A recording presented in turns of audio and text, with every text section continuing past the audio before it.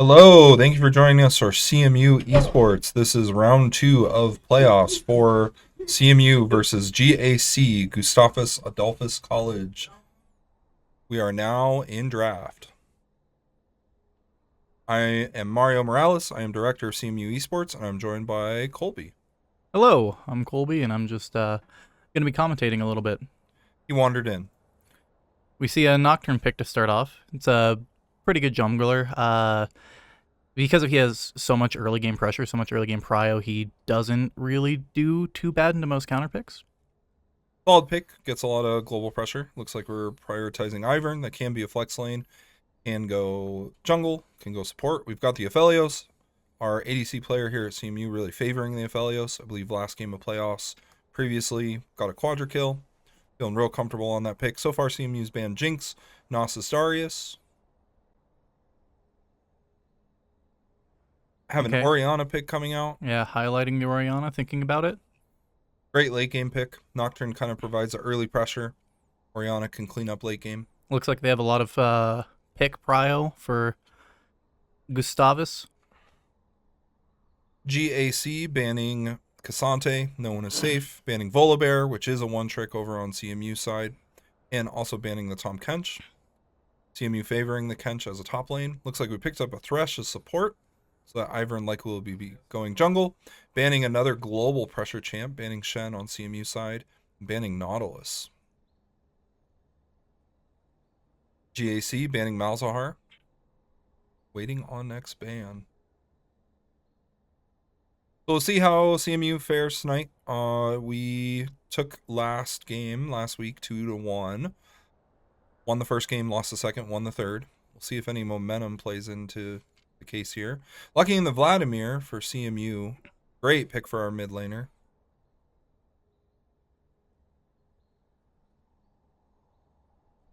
A little bit of a comp coming together for CMU. Vladimir and Aphelios looking to scale. Ivern Thresh kind of keeping hyperscalers and just kind of protecting. It's definitely looking at the difference between a pick comp versus a front-to-back comp. CMU wanting to do a front-to-back, heavily prioritizing those carries and just offering support to them, whereas GAC has a couple of, not quite global, but long-range ultimates that are really good for catching out those sign laters, as well as the Orianna and Melio that'll be good for disengage, primarily against CMU's good team fight, it looks like. See if these last picks short up. If it works for either team.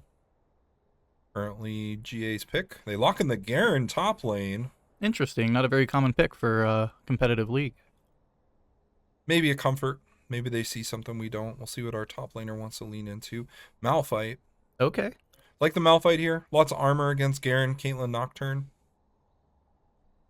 Definitely looks like that CMU is prioritizing that Team 5 comp, protect the president with that Aphelios, and just letting Vladimir do what he wants to do, steal the life. Vladimir can hyperscale. For now, damage is fairly low on CMU side. Malphite not offering a ton, has a bit of burst, but typically builds tanky. Vladimir takes quite a while to get online. Thresh, not the lowest damage support, but not typically high damage. Aphelios takes a while to get online like most ADCs. Ivern just looking to throw out shields and roam around the map. He's got the 6th man with Daisy, but again, fairly low damage from CMU at the moment. It definitely looks like GAC is trying to prioritize taking control over those side lanes, being able to go and get picks on anybody that would be the one in a 1-4 push comp, as well as having good pushing priority with that Garen and that Nocturne themselves. Be interesting to see how fights play out. The Caitlyn and the Melio obviously want to stay in the backline. Melio supporting, giving Caitlyn longer range. Orianna kind of playing that mid-range. Nocturne looking to dive. Garen just kind of runs at you. I could see GAC possibly flubbing the team fight and leaving the Caitlyn dry. But if they play it correctly, Caitlyn will be fairly safe. Whereas CMU seems a little easier to execute. All the champs kind of play around this murder ball. The Aphelios will sit really pretty. He's got lots of peel between Ivern and Thresh alone. And if Malphite helps out, he's got even more. Which we know CMU is super comfortable with. Prioritizing yes. that Aphelios and letting Aphelios just go off, make sure that he's safe, and let him carry the fight.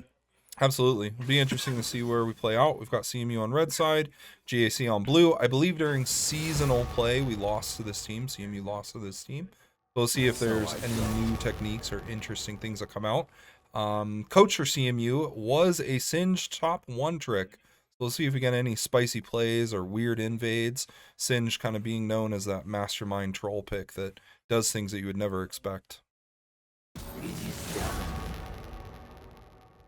Waiting to get in game, and then of course we'll have our 3-minute delay, at which point we'll take a brief intermission before commentators come back. Just rolling through picks and bans. Yeah, I think the message of the game here is going to be the early and mid game. That's really going to be the ticket. If CMU is allowed to get to late game, I think both Vladimir and Aphelios will scale much harder. I think Garen typically does okay, but in comp games kind of falls off at a certain point. Kate can dominate the mid game, but really has trouble late game here and there. GAC is definitely looking to end the game around that 20 to 25 minute mark, and if we go past that, then CMU definitely has the comp that prioritizes that late game. Milio will give Caitlyn the range buff, which will give her better target access, but Felio's probably never going to step in a range of Kate and just look to pepper whoever dives in. Okay, predictions. What do you think are going to turn out lanes? Let's talk top lane first. Top lane's got to go to the Garen, right? Especially if that Malphite's building armor. It's a tank, it's weak side, and that's kind of what it's supposed to be. But as far as what I'm seeing Garen having the early priority, early pressure, probably getting first tower over the Malphite as well.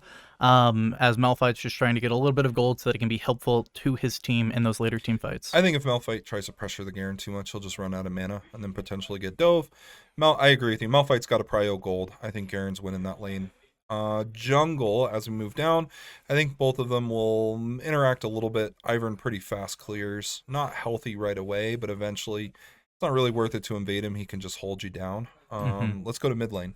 Mid lane's a little bit more interesting. Both of them neither have a super hard early game. Vladimir being that hyperscaling champion, though, I would say that it's probably going to go to the Orianna and the very initial laning phase, first like 7-8 minutes, but at that point is when you start to see Vladimir pick up a little bit of damage, and I think it's just going to become both mid laners clear wave and go for roams, because fighting between the two is kind of difficult just with the amount of range that Orianna has and the amount of sustain that Vladimir has. Yeah, I agree there. I think the Nocturne could pressure mid to give Orianna a little bit of an edge, but as Vladimir, he just pools and kind of floats away. So maybe that's not the best use of time of Nocturne there.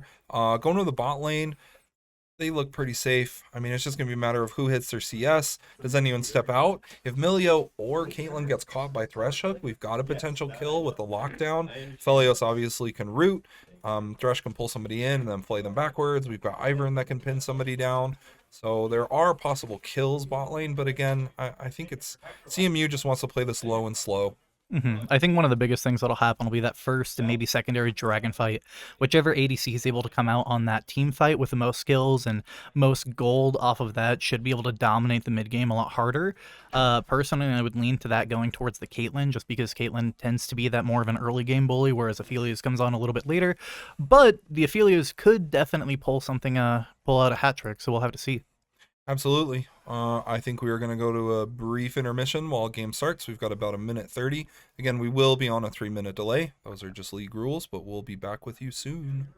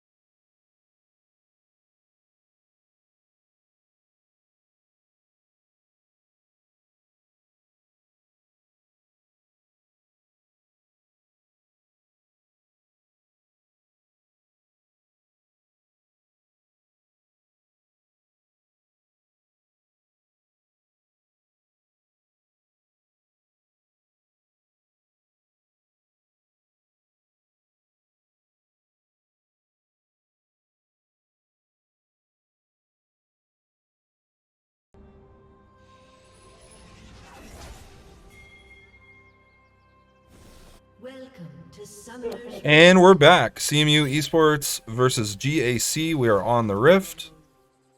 Pretty standard setup. CMU looking for a 5-point defense, just making sure nothing gets invaded. GAC doing the same. Everyone just kind of keeping it honest. Surprising, as they have a Singed main as a coach for CMU, but keeping it honest, keeping it straight up. Again, we had our predictions for lane. CMU really looking to play it low and slow, and just kind of scale into the late game. We've got Vladimir, we've got Aphelios. He's got all the peel in the world. Take it nice and slow, no rush. Whereas GAC may be on a bit of a timer. Orianna, great late game powerhouse. Caitlyn can be a late game powerhouse. Has the Melio. But Nocturne and Garen can fall off quite a bit towards the very, very late game. Especially with that Malphite and Ivern. Really looking to peel CMU's threats. I think the late game, if it does come, GAC is going to have to prioritize running a 4-1 and hopefully being able to draw CMU into a team fight that they can just kind of hold off and allow that Garen to get side lane pressure. But hopefully, in their behest, they're able to get things moving a little early bit quicker trade, than landing that. in the queue, landing auto attacks, chasing down the lane, keeping it colorful, keeping it interesting. Nice autos. Orianna being smart, landing some autos on the way out. High level play right there. Make sure to hit back. Orianna throwing a Q. Vladimir walking up. He's got Q charge almost. Fresh. Pressuring a little bit with movement. Elio sidestepping. Takes an auto for his trouble. That's okay. Fresh weaving in autos. Everyone doing a good job of keeping it honest. CS is pretty even across the board. Malphite seems to be doing a good job of prioritizing CS. We talked about the Malphite not wanting to harass the Garen. Garen has a passive, can just regen real easy. Some nice pressure here. Lands the Q, hold it in. Hold it in. This might be a Sends kill. the play. Flash down. Not gonna quite. Lots of pressure. Real low. Great play. Still, with that flash down, that opens up a lot of room for being more aggressive later on in the line. Absolutely. Absolutely. We're pressuring tower, bot lane. Hopefully we get a crash. Make people go back. Malphite at about half health. Garen, again, really easy to harass with and then recover. Kind of an in and out strategy. Looks like both jungles are doing a full clear, so we might be able to expect our first ganks happening here in about a minute's time. Trading in the paint top. Garen getting a full spin on. Malphite not being afraid to scrap. Again, Garen will recover that HP. Vladimir falling a little behind in CS. Nothing to be too worried about. Got the Ivern bot lane. Looks like they spotted out a ward. Malphite low on mana, really needs to get this wave to crash. Doesn't want to get frozen and hung up. He's looking to get back. Garen can't hold that wave. Surely he doesn't try and face tank that. Nope. Malphite plays it smart. Hopefully he goes back. Gets a quick early item. Goes to bush, resetting. Excellent. Malphite's going back to base. Really clean play from both teams so far. Barely even on the gold. Maybe 100 gold or so down. Different. Not too bad. Velios down some gold, interestingly enough. Down some CS, rather. Garen catching that huge wave, getting lots of minions. Malphite coming back with cloth armor. The wave's going to bounce into him. Thresh positioning aggressively. Melio lands the soccer ball. Takes some Caitlyn auto surge trouble. Steps on the trap. Gets Q headshot. That's a very big trade. Yeah, that's that a lot Thresh of can't damage. be aggressive at this point now. No, wave is pushing into them. He needs to back up a little bit. Ivern, Nocturne, possibly meeting in the jungle. See each other. Nocturne are positioning aggressively. Vladimir floats down. Nocturne thinks better of it, backs off. Bot lane going back and forth. We are starting to see a pretty big Lands a CS root. difference in top lane. Absolutely.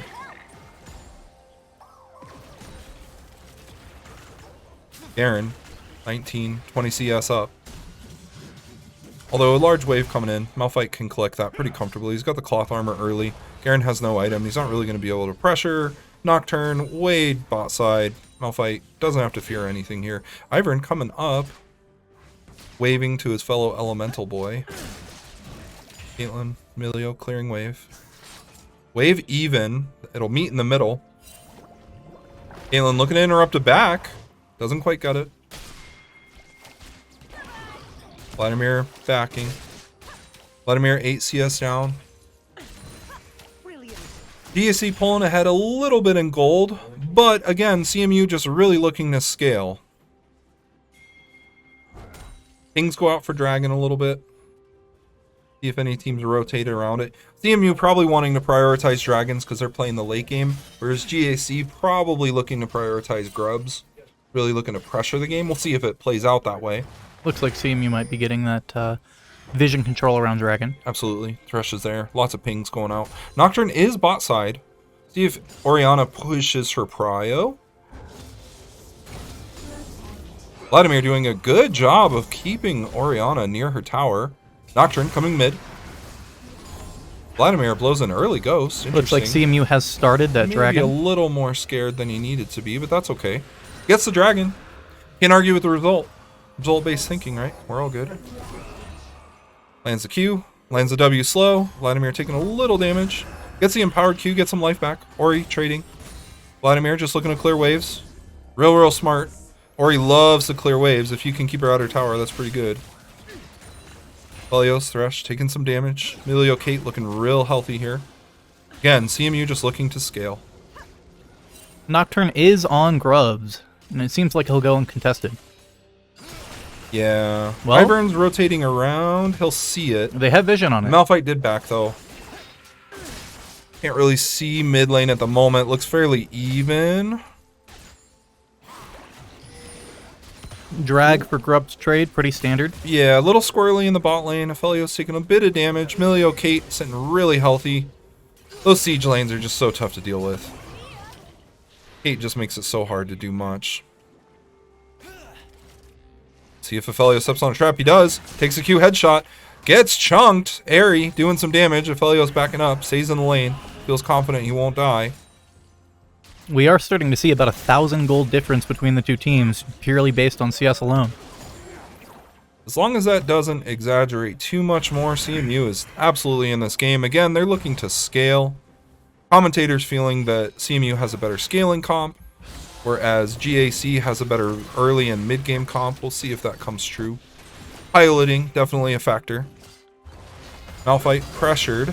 Really smartly just prioritizing CS, though. Still down a good amount. Needs to get more gold. Looking to be a threat. Orianna low on mana. Vlad pressuring a bit. Gets some health back. Gets dove by the Nocturne, but again, it's Vlad. Just like we talked about. Just pulls and walks away. Heal down. Bot lane. Velios taking some big damage. See if Ivern can get the 6th character on the map with Daisy. Still level 5. Nocturne sitting really in jungle. Vladimir looking really good here. Has good health. Orianna low health, low mana. Not too much top lane. Garen getting all the prio. Garen buying every longsword in sight. He has 3 so far. A couple of plates heading to GAC in the bot lane. Sending that gold lead just a little bit more. We do see the Ivern. Ivern misses Q. Daisy. Daisy's out 6-man. Daisy gets soccer balled back. CMU not really able to do much with this. Maybe a miscommunication. Maybe Ivern thought he was landing the Q. Daisy comes out. We are pressuring bot lane. I like this play. Get some Aphelios some relief. They get to pressure tower for a moment. Aphelios maybe looking to back. We are crashing this wave. Ooh, Thresh lands a Q. Doesn't follow it. Daisy goes down.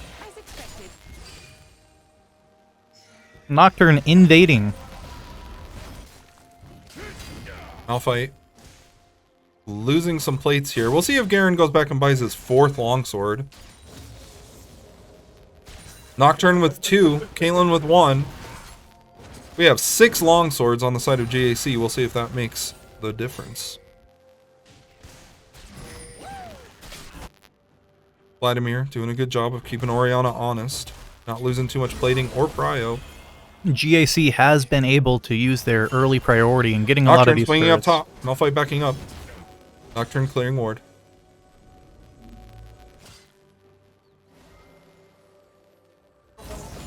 Helios about 20 CS down. Another 20 CS down in the top lane. Nocturne about 15 CS up. Ori about 10 CS up. That's where the gold difference is coming from, certainly. GAC probably wanting to push the pedal down a little bit harder. If you just slowly win, that really won't work against the CMU comp. Eventually, they will come online. Malphite trading in the paint. Auto-attacking Garen. The Impatient letting a wave crash. Spectators in arena having a bit of a laugh. CMU's bot lane is heading up towards mid. Looks like maybe a lane swap is happening. Ooh, this could be a squish. CMU may be looking to get second grub here. Ooh, Daisy. The Q lands. Aaron presses Q, runs away. Daisy. Landing the knock up. Vlad chasing, still chasing. Lets it go. Doesn't pull the trigger quite on that one. We are getting grubs though. We have a really good crash here. Caitlyn kind of free farming bot lane, but they do lose out on an objective. We'll see if CMU prioritizes this dragon. Again, I think the keys to the game are going to be dragon for CMU. Grubs don't hurt though. They're certainly a good objective to pick up. And stopping that Garen from getting 6 grubs is really important for stopping his mid-game priority. Absolutely. Oh, 3-man ult! Huge R! Has no mana, no follow-up. CMU fighting for dragon. This Nocturne really caught out. Vladimir taking big damage. Malphite lands R. They get dragon. Nocturne wins the smite fight. No one dying yet. Low health bars. Aphelios looking to pop off. Gets exhausted. They land the root. Pull him in. That's first That's blood. That's good for CMU. Drags in another player with Thresh Hook. Chasing. Caitlyn just explodes. 2 kills, 3 kills for CMU. 3 kills. Vladimir with the double. CMU playing that team fight really, really well. They lose out on the dragon, but we do get grubs. We do get 3 kills. Garen builds the Tiamat. Garen auto-attacking tower. Now, even with those 3 kills, we've only made up about 1,000 of that gold difference. Still behind, although momentum is a thing. We get some kills under our belt. We feel a little more confident. And importantly, 2 of those kills go to the Vladimir, making him a terror in the mid lane. That's absolutely massive. As well as a bunch of plates, too. Lane swaps are out. CMU swapping lanes, comfortable doing that. GAC, maybe a little lost, not lane swapping. Possibly on purpose. CMU's bot lane is now mid. Do that for prio and objective control. Ivern lands a Q. Daisy the follow-up. Telling Garen to go away. Daisy looking to land another knockup. Ivern clearing ward. Vladimir going back bot side. Caitlyn just pressuring tower, getting all the plates. Vladimir clearing waves. Vladimir empowered Q dodges. Caitlyn Q, very nice. Excellent sidestep. Belios pretty happy to farm here. Caught up to the Kate. Milio and Caitlyn just hanging out bot lane. Vladimir not worried about that at all. Belios taking some damage from the Orianna. Thresh looking for an angle. Misses the Q. Orianna with a nice sidestep. Ivern clearing jungle. Malphite with a bomby cinder. Got chain vest. Got cloth armor. And just like that, all the long swords but one on GAC are gone. Such a shame. They had so many. GAC with a bit of a gold lead. Dragon Cinders are out on the map. Can pick those up for a little bit of a buff. Looks like Thresh is rotating up to this Thresh Garen coming up fight. to help Garen. Or help Malphite. New Nocturne ult comes in. Nocturne ult. Absolutely obliterates the Aphelios. GAC. We're pushing on the Garen, but it's Garen. We use 2 ults. Hopefully we finish. Garen dies. Goes to the Malphite. GAC really wanting this mid tower. They will get it. Opens up the map a little bit. CMU looking to get Rift instead. Rift means towers, but GAC says we'll just take towers first instead. Vladimir pressuring bot side. All things said, I like this play by CMU. I think it's an okay trade. Losing Aphelios in the mid lane is a bummer. Overextended, not respecting the Nocturne ult is a mistake. Ultimately, though, they're still going about even in terms of gold, and the amount of gold especially they get from that Herald in the towers that it'll get. And for the scaling team, going even in gold is a good thing. Yeah, not too far behind. About a 1,200 gold game, very, very close. Of course, we do have the shutdown on Malphite, have the shutdown on Vladimir, 2 very difficult characters to kill. Belios, nice and caught up on CS. Vladimir still behind. Malphite still behind. Ivern still behind. I think that is where the gold lead is coming from. It's just CS from GAC. Consistent source of income. Velios. Looking to pressure mid. Milio and Caitlyn finally get the message. Go mid lane to match. Garen and Vladimir. The next big objective on Garen waiting. Garen running at him with Q. High intensity Garen gameplay. Presses E. Spins around in a circle. Backs away. The next objective on the map will be Dragon, and CMU currently has vision control over the area. We'll see if mid gets prio and is able to rotate down. That is why you send your ADC support mid lane, folks. You get prio, you get to get objectives. The ADC, one of the more important characters in team fights. You send them mid lane early so they can rotate to objectives. Garen hiding. Garen hiding. Garen running. Presses Q. Does Tiamat. Vladimir pulls. When will Garen spin? Doesn't spin. Mechanical error by the Garen. Doesn't spin. I'm only trolling, of course. Garen realizing can't do much to the Vladimir. Just backs away. Both players okay to trade. Lands a headshot on the Aphelios. Nocturne diving in a bit of trouble. Spell shield out by the Nocturne. Doing damage. Thresh lands the Q. Daisy comes out as a 6-man. Aphelios hurt. Caitlyn possibly looking for an R. Garen rotating mid lane. Daisy just getting absolutely obliterated. Daisy dies. CMU doesn't seem to mind. Malphite looking for a good angle. Bit of a scrap. Garen spinning. Not quite winning though. Malphite with all the armor in the world. Has a Sunfire. Buying enough time for that Aphelios to get back to the fight. Dragon started by GAC. CMU lands the root on Garen. We're hitting tanks at the moment. Although Vladimir looking for an angle. Lands a big R, lands a Q, does a W. Malphite R into the team fight. Milio uses ult, but Kate does not survive. JC's damage is down. Aphelios with another kill, another play. Excellent play by the Thresh. Vlad chasing. CMU just picking up the remnants of GAC. Again, a very well executed team fight. Caitlyn dying there and Nocturne dying there is worth the Malphite. Milio dies as well. CMU gets second Dragon. Really, really clean play so far. And this is exactly what we were talking about in Champs Select. CMU has an absolutely massive teamfight comp. GAC needs to be prioritizing those side lanes and getting further pushes going instead of trying to pick those big 5v5s. Ease of execution is a thing. You're absolutely right. CMU definitely able to play a murder ball. We know CMU loves to scrap. Sometimes gets ahead of themselves. But looking really clean. Target priority is popping off right now for CMU. High prio targets are dying. And the bounty on that Vladimir, which is particularly scary because as a hyper carry, he is one of the safest ones. Getting that bounty will be very hard for GAC. Vladimir prioritizing cooldown. Goes Ionian Boots. Has the Cosmic Drive. Double needless. Daisy chasing. Daisy chasing. Daisy just running it down this game. Vladimir trading with Garen. Both characters not really worried about trading. Lots of regen on either side. I misspoke. Daisy hadn't died yet. Rift is out. We are looking for this mid tower. Land the hook. Just looking for the tower. Big chunk damage there on the tower. Tower is going down slowly. Malphite positioning. Garen Nocturne coming from the side. Potential flank option. Rift Herald goes down. CMU gets the tower, backs off. Did what they came to do. Decides to call the play off. Probably a smart move. Caitlyn set up traps. In the heat of the moment, those traps are easy to step on. Garen rotating top, looking for the Vladimir.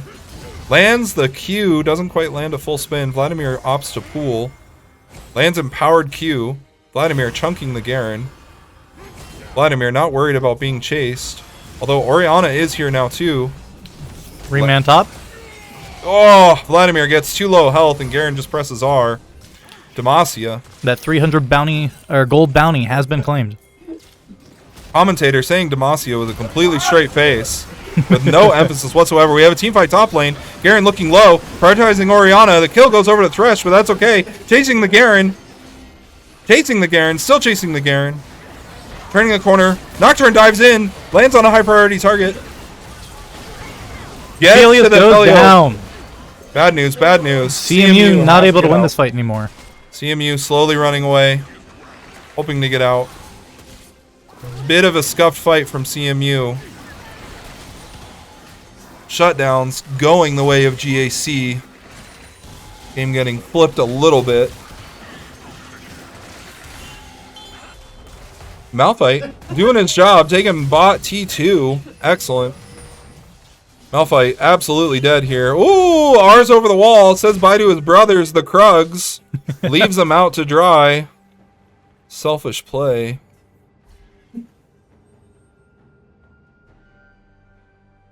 Vladimir looking pretty good in CS. Obviously has a great score line. Garen way out in front with CS compared to his laner. Ivern, deathless. In on 7 of CMU's 8 kills. Ivern really being everywhere and being an assist MVP. Velios, decent enough score line. Bot tower goes to GAC. Caitlyn with the collector.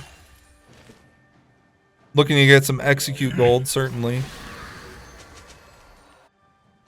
CMU has been maintaining that about 1 to 1,500 gold deficit most of the game so far. Just like we talked about, that's okay. That's not a bad deficit to be in on a scaling comp. Side note, Thresh absolutely obliterating Milio in CS. Nearly double. Milio sleeping. Vladimir getting caught under tower, takes the R, getting chunked by Orianna, not worried about it, gets the empowered Q, died before he can do it. Orianna says ball. I gotta ask, where was the pool? Possibly blown earlier. Lands the Q, hits the blast plant to get knocked out of there. Malphite Garen scrapping. GAC getting ready for the next dragon, 30 seconds away. Vladimir with the death cap. We'll see if it makes a difference. Died to the Orianna in a bad way. Wave crashes under top tower. That's gold and experience lost from CMU. Orianna still pushing top lane. She will be late to this dragon fight if it happens on Dragon Spawn. Line of scrimmage looking a little funky. GAC doing a good job of dropping wards in deep of CMU's jungle. CMU not quite able to clear those out just yet. Top lane, remaining tower for GAC. The dragon has started. GAC getting this uncontested. It is only their second drag. Not a huge issue, although your friends, when you play League, probably throw the game there. I will say that Infernal Soul looks really, really good for the Aphelios. Oh, absolutely. Both teams will absolutely want that Infernal. Both teams benefit tremendously. Rotating up, we have a Baron on the board. Garen backing. Malphite sees Garen back. We'll see if we make a play here. This top tower really needs to fall to open it up. We have a huge dive. Lands a Q. Daisy in there. Lands the play. She goes down. Ivern takes the kill. Probably pings everyone off. Says, no, no, no, no, my kill, my kill. We know you, Ivern players. We know you. CMU pinging Baron. Possibly starting Baron. Starting Baron. No hesitation. Malphite walking his way there. GAC in pretty good positioning to contest this. GAC does see that it's happening. GAC is aware. They are positioning. They are getting set up. Daisy they need to be careful about that Nocturne ult Daisy smite. off the board. CMU turning. CMU. Malphite misses ult. Follows Ivern.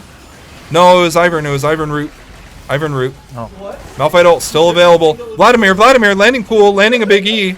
Malphite walking. Malphite looking for the R. Malphite has R. TP on the board. Vladimir Wing. Nocturne diving in. Ivern gets the Baron. Nocturne dies.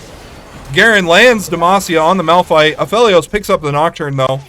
We have a 4-player Baron on the side of CMU. CMU looking to get out, reset. We'll see if they go to a 4-1. CMU for the first time of this game having the gold lead. CMU about 100 gold up.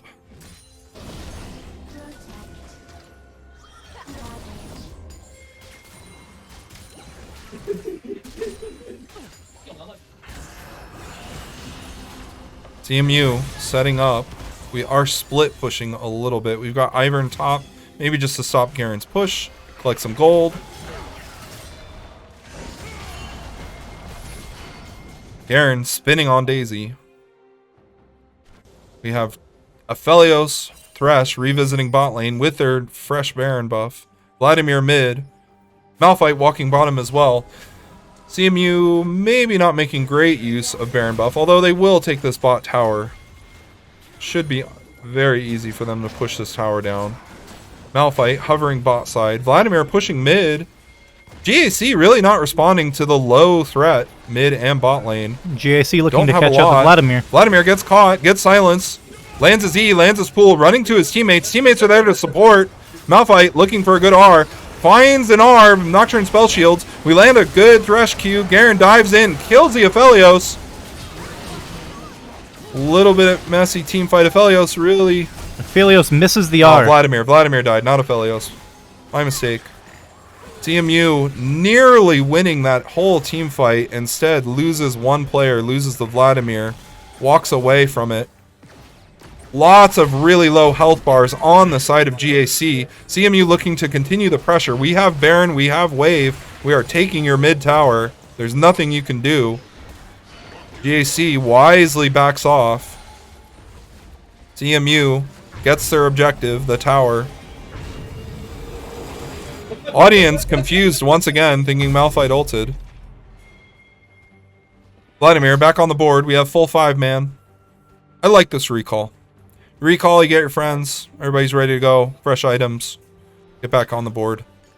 At this point in the game, it's starting to look kind of dire for GAC. CMU has started to scale, and not only that, but they've taken the gold lead advantage. For the first time this game, CMU is up in gold. You're absolutely right. That is very scary for GAC. CMU hanging in this game and even winning some lanes, despite the gold deficit, but they are now winning in gold. It's not a tremendous lead, but again, CMU is able to hang in the game and possibly be ahead in a gold deficit. We'll see what they do now that they're ahead. Vladimir pressuring, getting a little chip damage. Ivern landing Q. Malphite not here to not press R. Malphite kicking in. We are looking to contest. Teamfight breaking out a little bit. Thresh hook Both misses. teams being very disciplined here. Nobody wanting to die. Ivern throwing a straight Q. Doesn't quite land. Orianna possibly looking for a huge 5-player R. Garen gets caught out. Absolutely chunk. Nocturne dives in. We got to peel the Nocturne. Nocturne looking to kill carries. Nocturne just dies because CMU turns correctly.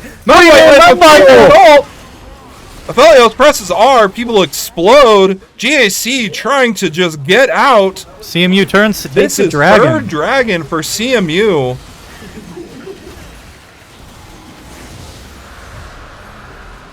CMU doing a great job there. Doesn't lose a single player. The discipline is really, really excellent this game. Absolutely superb on CMU's side. Playing the team fight out just right. Picking off Nocturne as he dives in is exactly what you want. And then GAC just scatters. Milio dies off the back end of it. Aphelios with a shutdown. Aphelios with a CS lead now as well. Ivern with a CS lead for himself. Unfortunately, Malphite is still about 100 CS down. But that's okay. Playing a tank, you can go down. Both teams posturing. CMU out in front in the driver's seat. They have third dragon. Absolute disaster if they get fourth. Really dangerous for GAC. Vladimir pushing bot lane uncontested. CMU pushing waves, being diligent, making sure it stays on GAC's side of the map. CMU wave managing very, very well. King's out for wards, wards being cleared. GAC looking a little lost here. Can't really see a play being set up. Although GAC does have nice wards in their own jungle. Really good defensive warding. I like that. That's very smart. They know CMU is pressuring, so they're warding their own jungle so that they don't get caught or picked in their own side of base. Which could spell end of game if you get picked on your own side of the map. CMU overloading top lane. We have 4 top. Vladimir swinging up. We have a 5-man push top lane. Orianna CMU is not there if a team fight happens. Maybe looking to end topside? CMU feeling real confident here. CMU pushes, takes a tower, a Thresh Q, nearly catches someone. CMU backing away. Baron spawning in 10 seconds. Overloaded top lane. Death Bush. No one say anything. Lands a Q, pulls in the Nocturne. Nocturne is Gets gone. absolutely obliterated. The kill goes to Aphelios. With jungle King have down, to come out. they will start Baron Nashor. Absolutely. CMU really properly responding to this. Orianna looking lost here, just pushing bot side. Orianna may be raging. Maybe this is a solo queue game. King's going out on Orianna. Don't worry, I've got bot tower. CMU says, okay. CMU backs here. We get the reset. 5-man Baron play. We'll see what they do with it. CMU looking organized here, sending Vladimir mid. We've got the 1-4. We have victory formation. That one's for you, Mikey. You're welcome. Daisy out. We've got the 6th man on CMU's team. Ooh, sorry, Mikey. We cleared jungle camp. Sorry, Mikey. Pushing. CMU looking for the 1-4. Vladimir pushing mid. Really hard to kill that guy. CMU 14 kills to GAC 7. CMU 3k gold up. CMU 3 shutdowns. This is CMU's game right now. Vladimir flashes away. Getting massively chunked there. Nocturne rotating down, trying to stop this push. Orianna jukes the Thresh Q. Garen getting chunked. Garen in a bit of trouble. Nocturne ult comes out. Lands on the Vladimir. Lands a huge Orianna R. But it's just not enough. Everyone on GAC dying, running away. Vladimir lives. Doesn't even die for it. Nocturne dead. Garen dead. Orianna R gone. Thresh throwing Q. Narrowly misses. CMU staying, looking to end here. Pressuring Nexus turret. Hitting the first turret. ADC's hitting it. Malphite positioning. Taking tower. Really intelligent play here. CMU looking great. GAC just trying to weather the storm. They've got one character down, still waiting on their Nocturne. CMU not willing to let off the gas. Pushing tower. This could be the end. That CMU looking to end like game. It'll be and it. that's it. First game goes to CMU in the series. We are going to take a brief intermission, set up for next draft and next game. And we will see you back in game 2.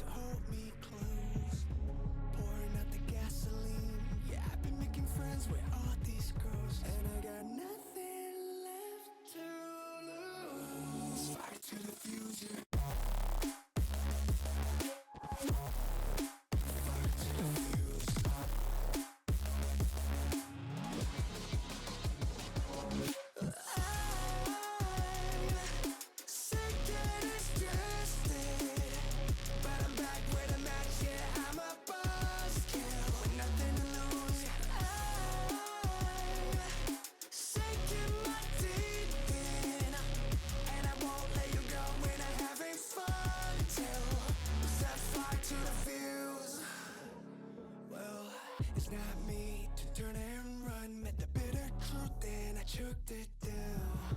Left a bad taste on my tongue, but my appetite's been growing now. I can see you crawling in your skin, but no one's coming out to hold you close. I'm pouring out the gasoline, so say hello to all my ghosts.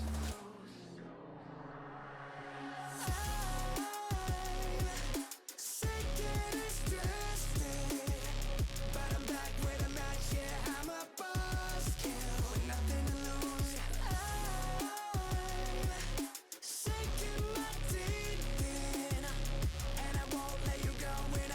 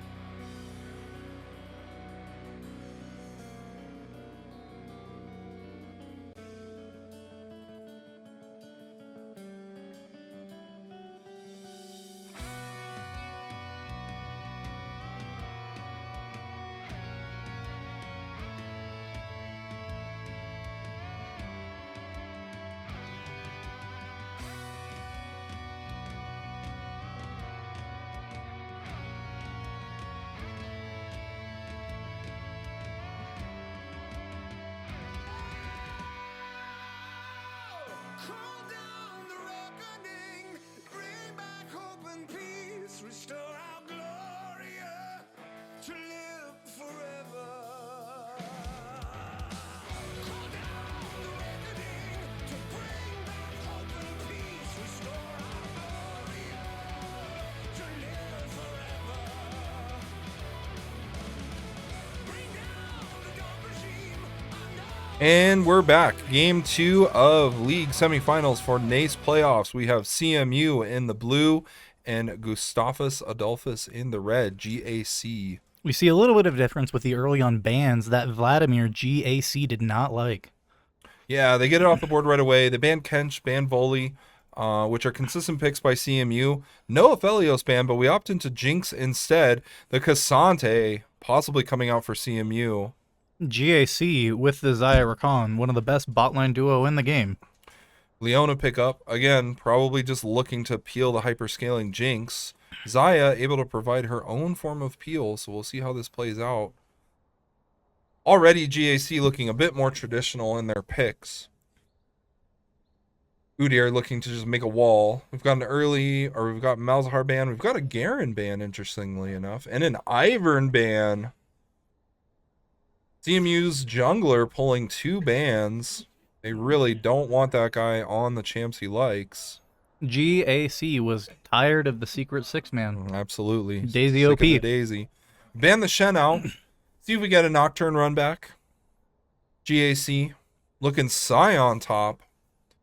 GAC looking very, very frontline heavy. Looking to just let Zaya do the damage. Very tanky. CMU also very tanky. Oh my gosh. CMU possibly locking in even lower damage, although that Vex is excellent for target access. Lots of burst damage. Fierce CC is excellent. See what GAC does to respond with their mid laner. They have the counter pick. We'll just see what happens. Not really sure. Don't know GAC's picks, unfortunately. Haven't done my homework. Corki gets locked in. Interesting. An absolute menace. Can do tremendous amounts of true damage. Likely going mid. Don't really see him fitting anywhere else. So we have Cassante Scion in the top lane. We have Udyr and Sejuani in the jungle. We have Vex and Corki in the mid. And then bot support is Jinx Leona versus Zaya Rakan. Both teams looking fairly similar as far as their front to back. Udyr and Scion looking to just provide a wall for Zaya. Rakan looking to either start an engage or potentially a peel. Corki looking to sit in the back and bomb. CMU nearly identical. Cassante looking to wall out. Leona looking to wall out or engage. Sejuani looking to wall out. Possible engage with the R. Vex looking to sit back and bomb, while Jinx and Zaya want to just sit in the back and shoot things. One thing notably, I think GAC has a slightly better engage in this. Having that Rakan, having that Corki, being able to drop down package. Both of those together, long range, big movements, massive CC with the Rakan, massive CC landing, Rakan ult into the Scion Q. It could be a pretty nasty wombo combo, and the Zaya are pulling those feathers back in. Absolutely. GAC looking with a high damage wombo. CMU looking to play a more traditional front to back with almost all the damage on Jinx. Vex does have good target access with her R, can potentially blow a couple targets up. Corki being one of them, Rakan being another, Zaya being the last. I'll be honest though, I think CMU has the thicker wall. Sejuani, Leona, Cassante, that is going to be very hard to break through. And if we follow Reddit, Cassante alone will just win this game. True. 45% win rate. No, he's OP though. Yeah, OP. But he's OP. 45% win rate. Yeah, but he's like 80% ban. Yeah. He's OP though. Yeah. Everyone loving to see the Cassante pulled out. Of course, an exceptional champ at high levels of play. Players like to complain. We'll see how we play it in this game here. Just a few quick reminders. We here at CMU Esports offer multiple titles. We offer Rocket League. We offer Super Smash Bros. We offer Valorant. We offer League of Legends and Overwatch. Most notably, recently, Overwatch placing first in 2 different divisions with 2 different teams. Their third team placing third in their division. Overwatch just clobbering the competition our first year in NACE. Looking great. We love to see it. We'll see if League makes it any deeper. Smash Bros taking 5th and 6th in their respective divisions. Valorant taking 5th, I believe. 5th and 6th. Sorry, commentator should have looked it up before he started talking.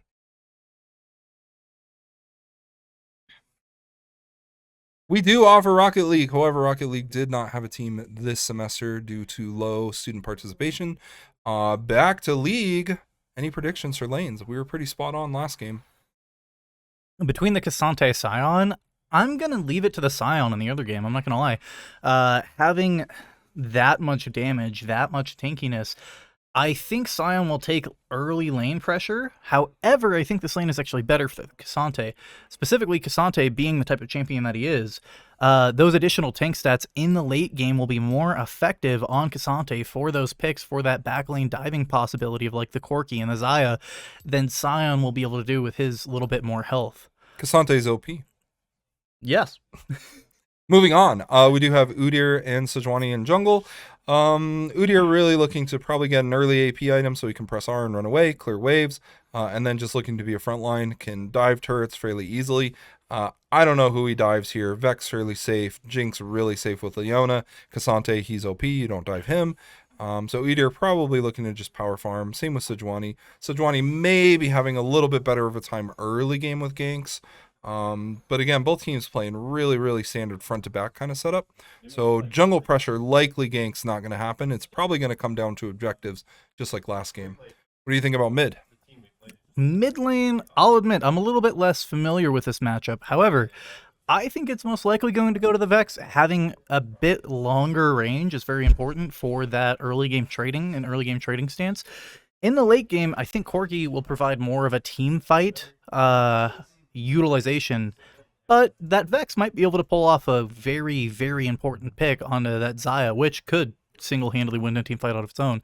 But in terms of early game priority, I'm going to give it to the Vex, but I think it'll be close. Yeah, I think I agree with you there. The Corki can hyperscale and completely true damage the entire team down, so we'll just see where it goes. Jinx and Xayah, both, hyperscalers. Xayah a little safer because of her R. Jinx, again, you get one kill, you get the reset, you get to go crazy in team fights. I think this is going to come down to a matter of discipline. Is the Scion going to use his R early? Is the Udyr going to run too far in front of his team? Is Rakan going to pull the trigger too early?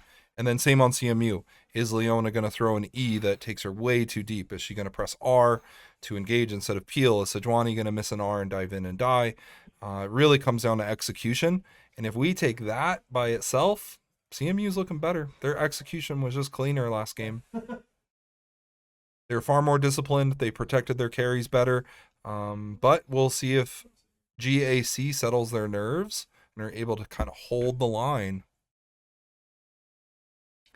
And what are your thoughts on the bot lane as far as how that laning phase is going to go? I think Rakan can get an early kill. Leona could get an early kill, early picks. Early game will be possibly very scrappy, but again, they don't really need to fight because they have such reliable late game damage. So we'll see how the supports dictate the lane. That's often how it goes. How aggressive are the supports playing? We'll see what summoners they take. If they both take exhaust, I don't expect to see much. If either one takes ignite, then they're probably looking to get some damage in. Now, I kind of disagree. I think the early game is going to go very handedly to GAC in that bot lane. Specifically, you're right that the supports will 100% dictate the lane. That Xayah, that Jinx, neither of them are going to be doing too much in that early game. However, Xayah, being the champion that she is, enables Rakan to do more Rakan. Having those greater dash range, having additional damage from Xayah feathers. Those two things together, I think, are going to let Rakan take the early edge over the Leona and potentially get a decent-sized lead in lane, but we'll have to see. We'll see if nerves play into it. We are in Game 2 of semifinals for League of Legends NACE League. Both teams really wanting to clutch this one out. Obviously, GAC will take it to Game 3. Ooh, GAC moving in with 3 champs. CMU spots it out with the Vex. Looking for the invade. Vex gets some great early damage. Lands the 3-man fear. Lands the Arcane Comet rune. GAC gets the deep ward. CMU nowhere or tear for their trouble. No one really looking to want to give up an early snowball. Backing off. Rakan did take Ignite, so your prediction might be true here. Bot lane on GAC side looking a little more aggro just by summoner setup, whereas CMU looking for a standard flash barrier on the Jinx and a flash exhaust on the Leona. Luckily, Jinx knows that Cleanse will not stop the knockup from Rakan. We'll see how we play out. We've got an early sweeper from our jungler. We're clearing out that ward. I like this play. I think that's a smart heads-up change.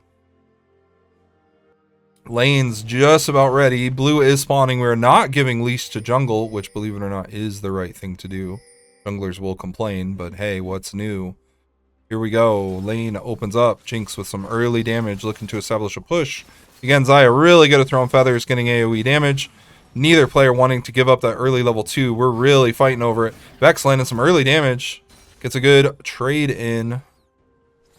Corki not able to respond very much. Cassante looking to get Qs.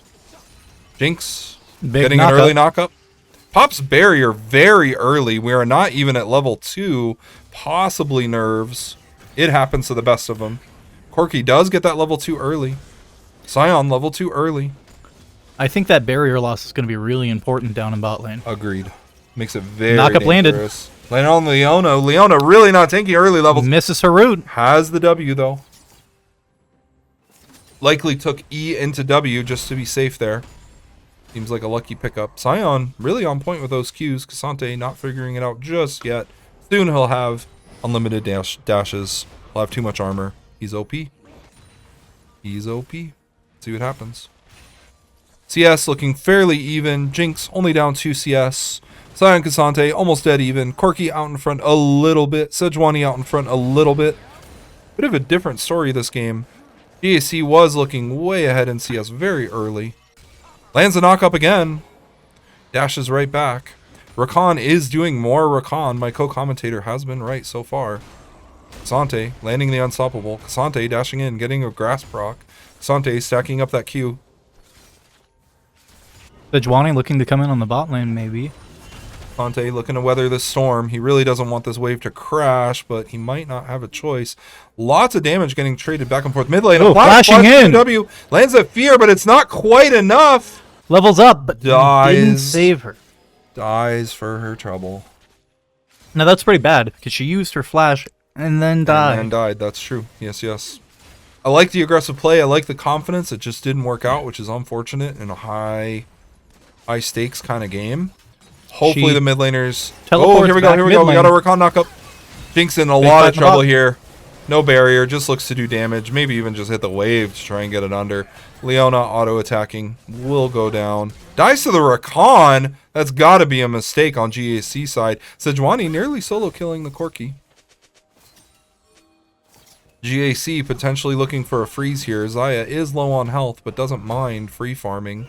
Jinx even on farm. Jinx opting into Cull Boots. Very interesting. This Jinx just says to their bot laner, I just want to scale. Let's not fight anymore. We'll see if it's heard. Sejuani up in CS. Cassante Sion dead even on CS. Definitely a far cry from last game. Garen on GAC side really pressured out CMU on the top side. GAC out in front with 3 kills. Bit of a different story this game. Both teams have great late game. GAC taking the early game so far. Corki opting into tier has double longsword. A lot less than the 6 longswords we saw last game, but you can't have everything. People looking at Dragon. GAC CMU is there. Potentially getting caught out. Leona in trouble here. The Rakan flying in. The Xayah landing the feather pull. And that is another kill to GAC. Corki out in front has 2 kills and a shutdown. And it looks like they will get this dragon for it. Taking this ocean dragon early. Sejuani not even rotating down for it. Yeah, it's too late. May as well get some jungle camps down. It's the right play. GAC getting an early dragon. Their foot is on the gas so far. Once again, back to that 2K gold lead. We'll see if CMU is able to come back once again. Yep. This game looks very different just from the beginning, though. Last game, CMU was behind due to CS, due to rotations, due to some plates. This game, we're down in kills, down dragon. The momentum has definitely swung in GAC's favor. Vex landing some big damage under tower. Corki not afraid to step up and shoot right back. Vex getting absolutely big trade. chunked. Corki responding correctly and not just backing away. Don't even think about it. Jinx looking to land some poke, misses. Sejuani has started grubs.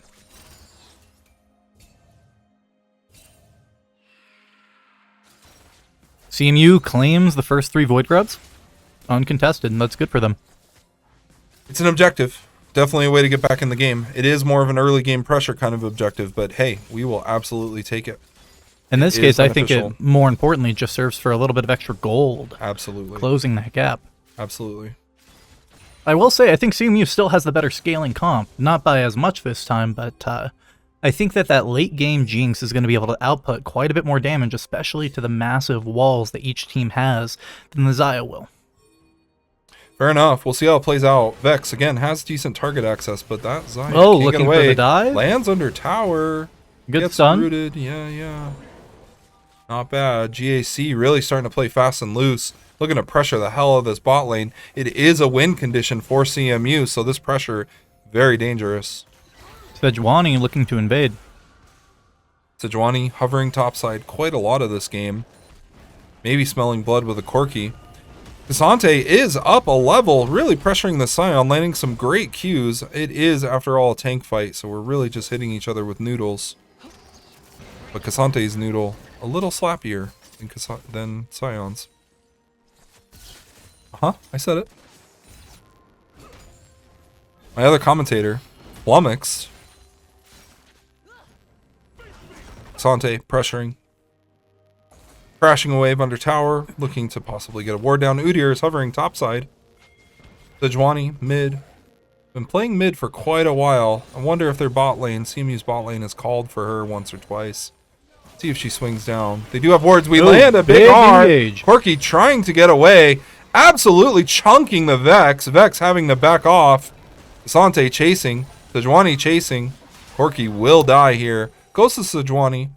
Not too bad. First kill on the side of CMU. Really nice rotation from the Cassante. I really like that play. He crashed a tower. Crashed a wave into a tower. The Scion responds correctly. Gets a plate for Cassante's roam. Udyr looking to sneakily follow Cassante potentially. We are starting to see a pretty big CS difference, especially in that mid lane. Yes, that Corki is way out in front. That's a good kill for CMU, but that Corki potentially could run away with the game. Cassante landing another level up. Jinx Leona looking to pressure. Land some nice chip damage. Nothing to write home about, but it does keep GAC honest. Having to let this wave crash under their tower. Cassante backing here. Possibly has a nice buy. Cassante opting into cloth armor. Stopping the back, getting the knockup. Caught. The Leona in some absolute trouble here. Flashes with an R. Takes slows the them ignite. just enough. Takes the ignite. That's great. I will say that ignite was a misplay. Absolutely. Use it early or don't use it. That is usually the rule for ignite. Jinx coming back to lane. Still sitting on the call. Not full charge yet. CMU not wanting to relinquish this game so easily. Still in it. GAC rotating around really nicely. How's that first dragon? Cassante really starting to figure out mechanics here. Getting that unstoppable through Scion's knockup. Both teams seem to be positioning, trying to get priority for those Cassante grubs. potentially getting collapse on. They think better of it. Back away. Yeah, you're They're seeing absolutely each right. other in the top side. Sejuani here. Leona here. Cassante here. See what happens. Sejuani ult comes down. Ooh, our ult Vex from ult. Vex looking for the pick. That Udyr absolutely menaced Jinx R just to be sure. Nice rotate from CMU. Looking for grub number 2. Or 6, should I say. Jinx landing a nice trap. Xayah landing a feather pull. Low mana, though. And under tower. Can't really fish for a kill here. GAC gonna have to give up those grubs. Rakam was a little too late to that fight. Taking it now would be a 3v4, so.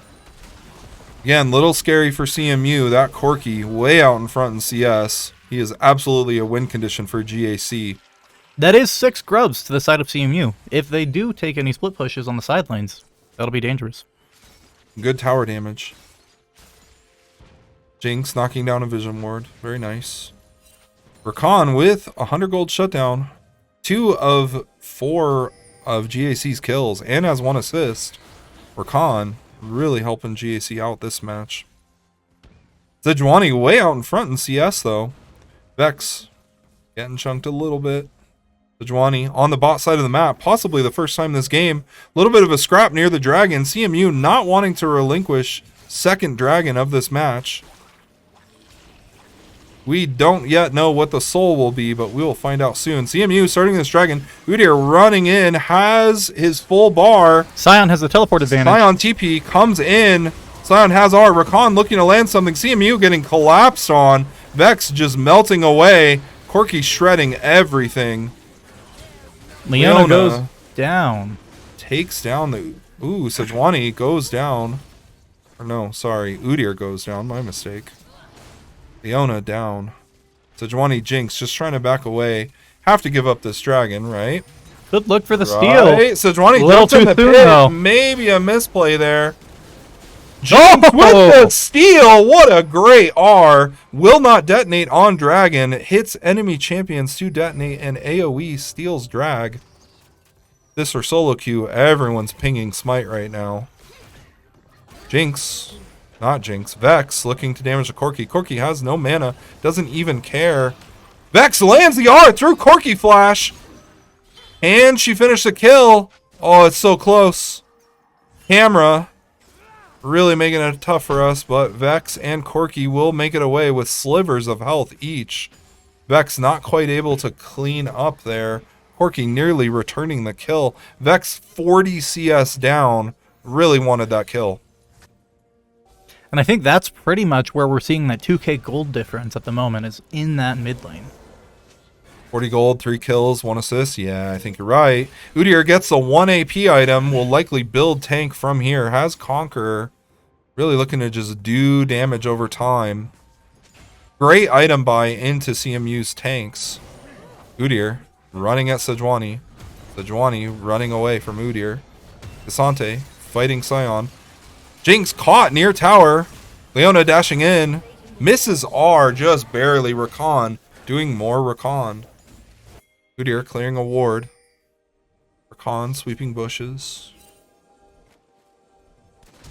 We have a flash on the board. Rakan looking to dive that Jinx. They turn targets onto the Leona. Leona just tanky enough to live through it.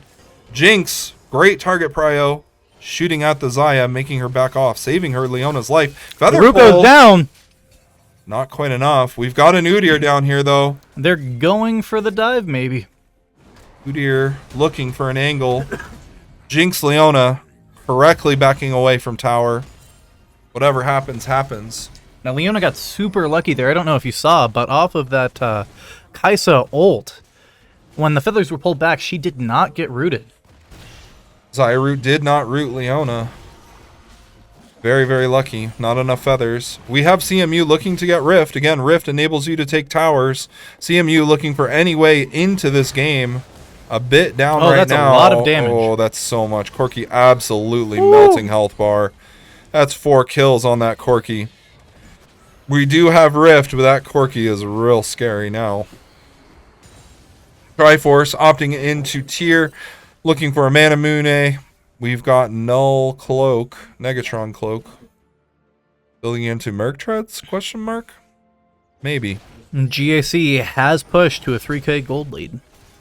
Xayah with 5 assists has a shutdown with 0 kills to her name. Rakan looking to dive the Leona, looking real fancy. Leona throws out the R to no effect. Cleanses. Lands on the Xayah. Xayah getting chunked a bit here. Xayah looking low. Xayah presses R, flies into the air. Udyr here is backup, pinching CMU. CMU has no escape route.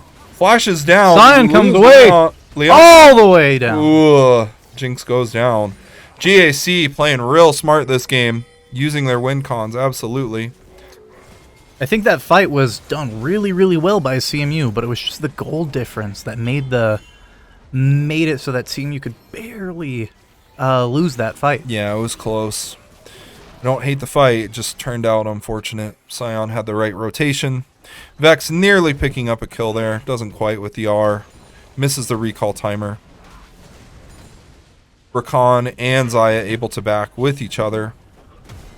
Cassante has a shutdown just through CS and taking tower. 0 deaths. Is the Cassante the win con? Jinx is down in CS. Lost her life a few times. That cull still in inventory. Hasn't been able to get sold yet. Vex is down. Jinx is down. Leona is down. Sejuani looking okay, but Cassante is ahead. GAC does have 600 gold worth of shutdowns, actually. 650 at this point. So if CMU is able to win a fight, that will be a pretty big gold swing. Absolutely. CMU got to take that into account. Maybe look for a pick even. Corki, rotating top lane, just collecting gold. Real dangerous for CMU. That hyperscaler just getting more and more resources. GAC happy to send 3 people mid. Rakan Zaya holding tower pretty comfortably. Jinx stepping up a little too far. Takes some poke damage. Is able to back away. Scion there to support. Scion R down for just a bit longer. Dragon is up. Both teams kind of looking, maybe, should we fight? Should we roam down? Neither team quite committing, although Scion all the way down there. Asante moving on the Corki. Sante being OP, chasing Corki. Still chasing Corki. Corki having a difficult time shredding through Asante's tank stats. Corki gets out, though. GAC looks to start the dragon. CMU responds by looking to take tower. Zaya has to R there. Vex landing a great R herself. CMU takes tower. We have a gigantic Scion looking to disrupt this fight. We have a TP on the play. Zaya real low. Has to back away. Jinx Rocket goes goes wide. wide. GAC still takes dragon.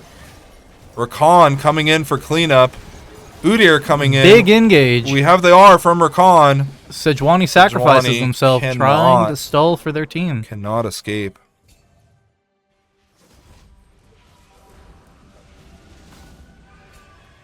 CMU looking to reset a little bit here.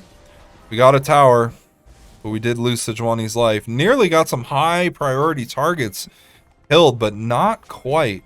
Seems to be the story of this game. Not quite. GAC now with a 5k gold lead. It's looking a little dire for CMU here. Again, scaling comp, yes, but the further and further you get behind, the more dangerous ground it's in. And on the flip side, GAC has a scaling comp themselves. This gold lead will just give them access to more resources earlier, making it harder and harder to climb back in the game.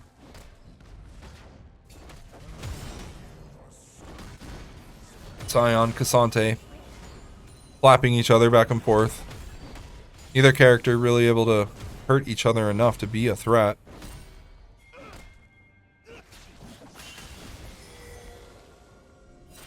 CS fairly even in most lanes, although a gigantic lead for the Corki, nearly 60 CS up.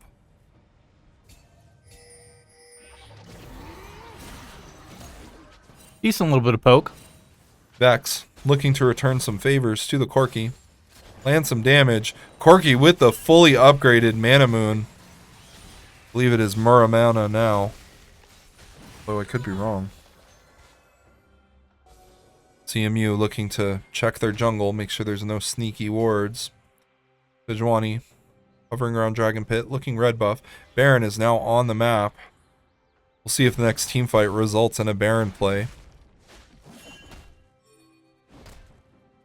So, CMU's down. Enemy team has scaling champs. How does CMU get back in this game? What do they look for? How do they play? I would say at this point, what they're looking for is to scale into full build endgame. They want to stall. Picking more and more fights with this 5k gold lead is absolute suicide. Instead, taking the time to get more gold on all of their champions, letting this game go to a 45, 50, 55 minute long game, just prioritizing, stopping those pushes, stopping maybe Baron plays, maybe giving up one more dragon, but stopping that soul, and then looking for that 50-50 coin flip team fight. And in this case, I would say it's probably more like a 60-40 on the side of CMU if they're able to last that long, just because that Jinx is better at tank shredding.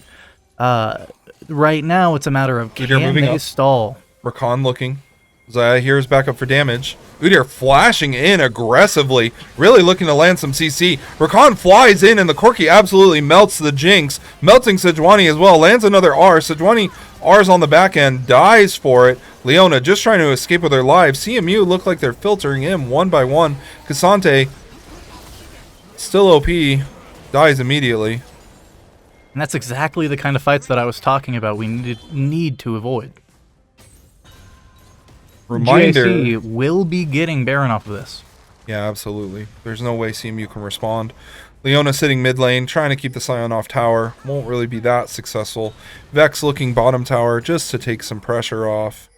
But again, they are getting Baron, and it will be a 5-man Baron.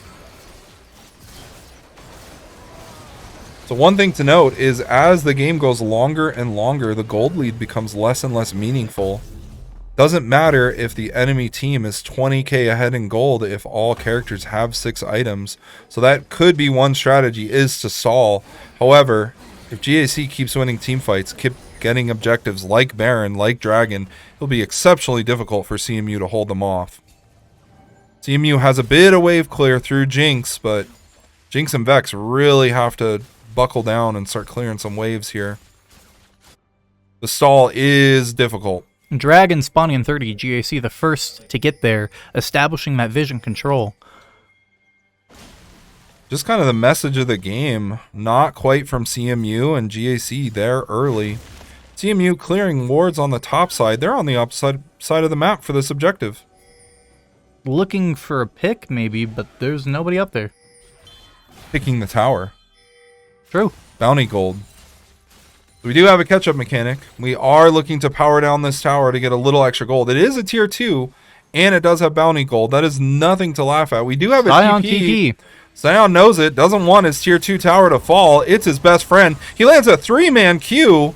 Landed an R. He's really looking to hold this tower, but it's just not enough. CMU going to take this tower. Will Sion die for his trouble? His R is down. Use He his blows flash. flash. CMU not wanting him to get away with his life. Everyone's mad at Sion. Maybe they had a Tiltarella feed in their game. I don't know. Sejuani landing another Corki stun. coming in. Corki 2-man flying Sion in. lockup. Sion just too tanky. Vex dying. Everyone blew everything on the Sion. He's at half health. Corki hitting very unhealthy targets. We have GAC in the mid lane powering down tower with Baron buff.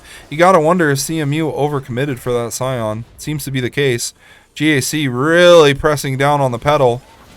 CMU trying to get away from this Corki. Corki picks up another kill. Sion Another 2 looking to kills. support. And that's probably game. I think this is game. We got a TP down. Zaya Rakan looking to power down this tower. We've got Udyr here. We've got Corki here. Everybody's here. Bit of a different story this game, but you know, it really didn't balloon until the very, very end. Ooh, Oh. CMU looking for a return kill. They get 1. Can they get 2? This Zaya's got feet moving, dodging, dies. We've got Udyr and the... what? Who is that? Is that Rakan? Slapping tower. CMU just don't have enough damage. Will they save the tower? It's close. Not quite. That was a nail biter right at the end, but again, GAC way out in front. That's a tough one for CMU to bounce from. On the bright side, though, that does mean that we get to say game 3. Absolutely. This commentator will have to say goodnight, however, it might be a solo stream from here. Thank you all for your time. Good luck, CMU. Good luck, GAC, with the rest of playoffs. We'll see who goes to Grand. Good night, everybody. And thank you, Mario, for being with us. Woo!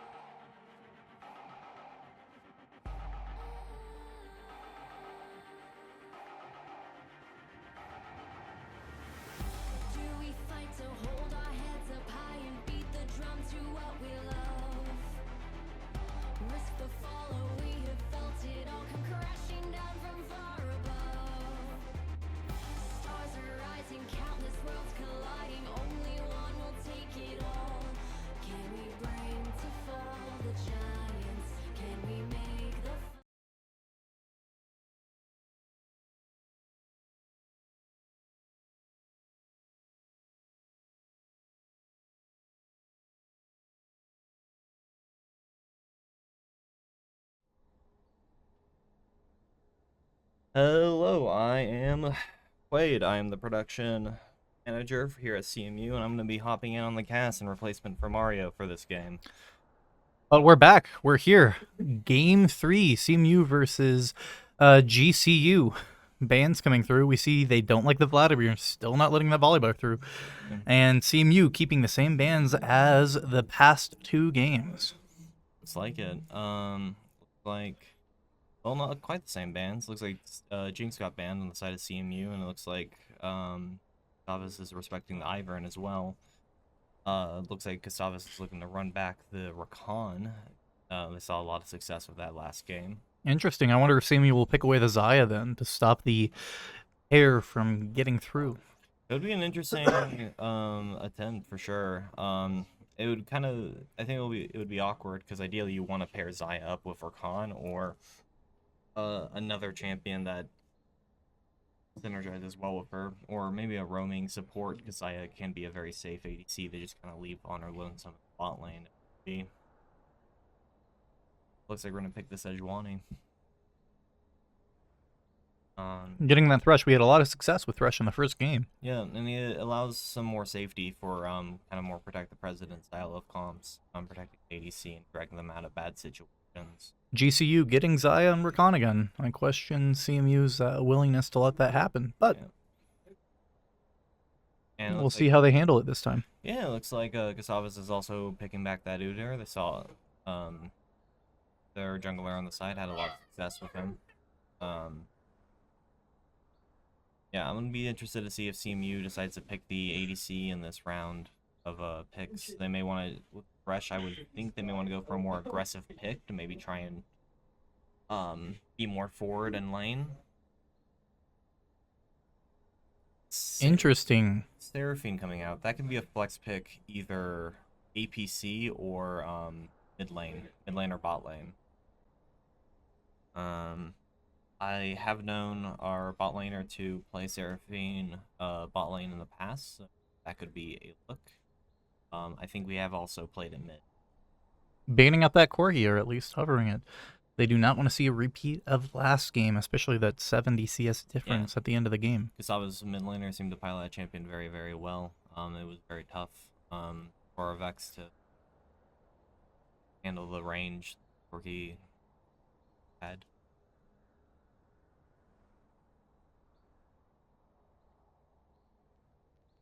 Sante ban coming out from the side of Gustavus.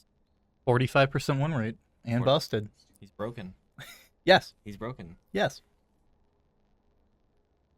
CMU taking their sweet time with this ban. I'm thinking, banning, Syndra. That hints to me that maybe the Seraphine is going mid, so they're trying to ban out champions that could potentially outrange Seraphine or match range. Seraphine has a lot of, pressure on mages and other miders who don't have quite the reach that she. And the Aphelios ban.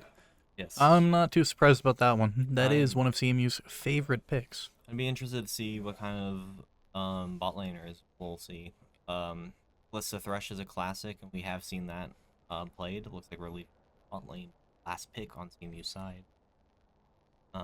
Now, I think that Seraphine is an APC. I actually think that they were getting rid of the Syndra as a way to stop one-shots for that Seraphine for the fights.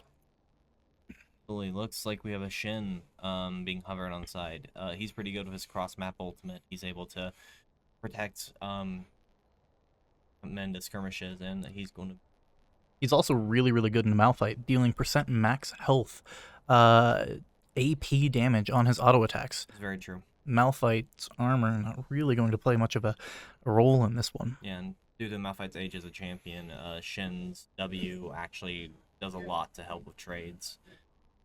Looks like we're going to see a Gragas probably locked in for mid lane, perhaps. Very interesting, and we're hovering the Yasuo for our mid pick, I would think. Or, again, Yasuo could also go bot lane. That would be an interesting lane matchup for sure. CMU's team definitely giving me a couple of questions. I think it'll lead to a very interesting game. Absolutely. Okay, looks like they're switching over maybe to Tristana, either bot lane or mid. Really, this kind of Makes Gustavus question whether CMU is going to go Tristana mid with that AD, go Seraphine bot lane to have a long reach over the Aya, or if they're going to go more traditional Tristana Thresh and just have a hyper-aggressive bot lane with a safe Seraphine mid who can rotate objective fights and provide healing and shielding. A Thresh Tristana bot lane is also a super safe bot lane, while being aggressive, having hyper mobility, being able to jump and hit lanterns. Let's see here. Going into this game, let's do some lane predictions. We will start off in top lane. Top lane, it's looking like we're going to see Shen versus the Malphite. Like I said, that lane should go to Shen almost each and every game. It's a pretty big counter pick. We could see the Malphite maybe pivot into doing a AP Malphite build, but I doubt that's going to happen with how beefy GCU is looking. Yeah, I can't imagine that flying very well. The Shin Malphite matchup is very Shin-sided. Shin also can, if he takes Demolish, can take quite a few plates if you own. Though Shin is more of a champion who likes to shove out and then be able to teleport the fights. Usually dropping CS, but against a Malphite who can't shove very hard, it's usually less risky than more traditional. Well, let me ask you, what do you think of the jungle matchup? Any predictions on how this is going to go? Udyr into Sejuani. Well, we saw this play out last game a little bit. Udyr had a much more aggressive clear and kind of walk into lanes, hit R, and just kind of like do some jams, be annoying. Very good target access. We saw that being a trouble for Jinx last game with his empowered E, and his just regular E, the stun on an auto is pretty rough to deal with. Sejuani's a really good team fighter, very good pick potential. Her ult when hit is brutal to be on the receiving end of, and she's just really beefy, very mobile for a tank. Can be very, very troubling to get off of your carries. Taking a look at the mid lane, I'm thinking going to be a Seraphine into Gragas, probably. I think it looks like that, yeah. I think Seraphine definitely has the early game poke, having far, far more range than the Gragas. However, I could definitely see that Gragas, if he keeps up with CS, being able to just hard one-shot that Seraphine into mid and late game. Yeah, a strong amount of CC for the Gragas allows for kind of a setup for his Udyr, being able to bump Seraphine closer to the Udyr.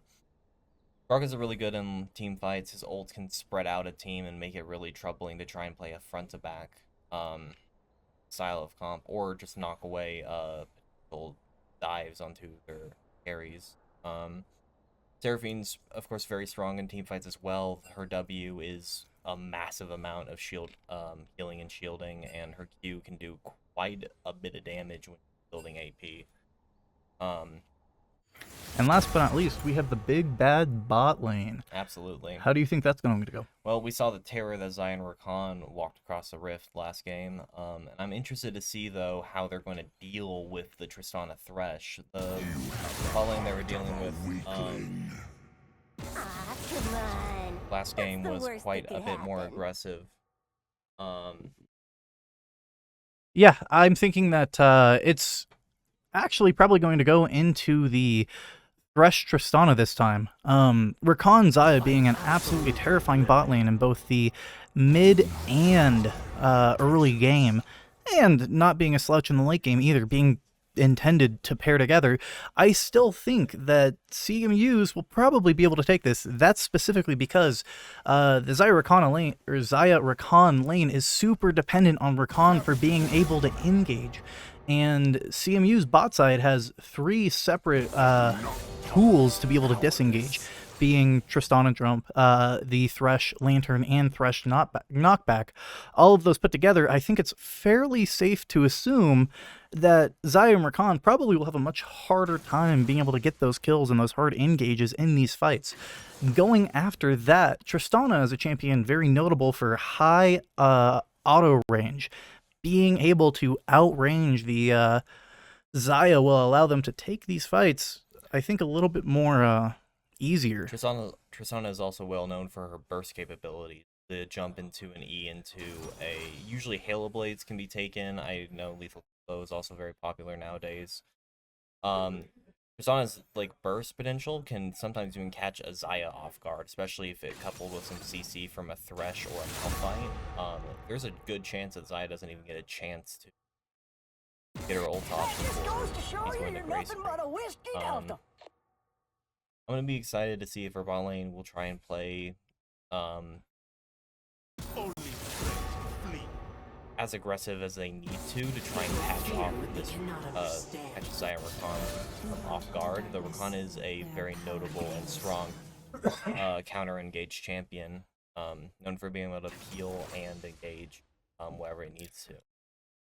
Ultimately, talking team versus team, I think CMU is defaulting back to a very classic style of theirs, being a protect the president comp, running effectively 4 supports and a Tristana. It's going to be very, very much so on this Tristana to be able to bring the damage for the team. Seraphine can deal a decent amount of damage on her own right, but in terms of team fight damage, it's going to be very, very heavily dependent on this Tristana to perform. GCU, on the other hand, has a much more normal comp, I would say, having a lot more pressure in the early game in those lanes, taking those early fights, maybe getting an earlier gold lead, and then being able to rely on their heavy tank stats and great engage, great roaming potential to be able to maybe pull out ahead in these fights. I will also say GAC also has the strong potential that the Xayah may be effectively immortal with the combination of Rakan peeling her ultimate and a Shin ult being maybe at her beck and call, with Gragas and Udyr not needing it as much due to their inherent beefiness champions. If CMU can't output the damage to burn through probably like twice as Xayah's HP pool and shields, this could be very, very tough as Xayah gets ahead. And I agree with you on the point that Tristana is going to be doing a lot of the heavy lifting when it comes to damage. Seraphine can do a surprising amount, but it really will be this Tristana, and if this Tristana can't get ahead, staying even will be alright, but getting behind would be a death sentence for CMU's team fights come mid-game when they want to get objectives like late drags or Rift Heralds or... Ultimately, I think that falls onto both teams, though, at least just a little bit.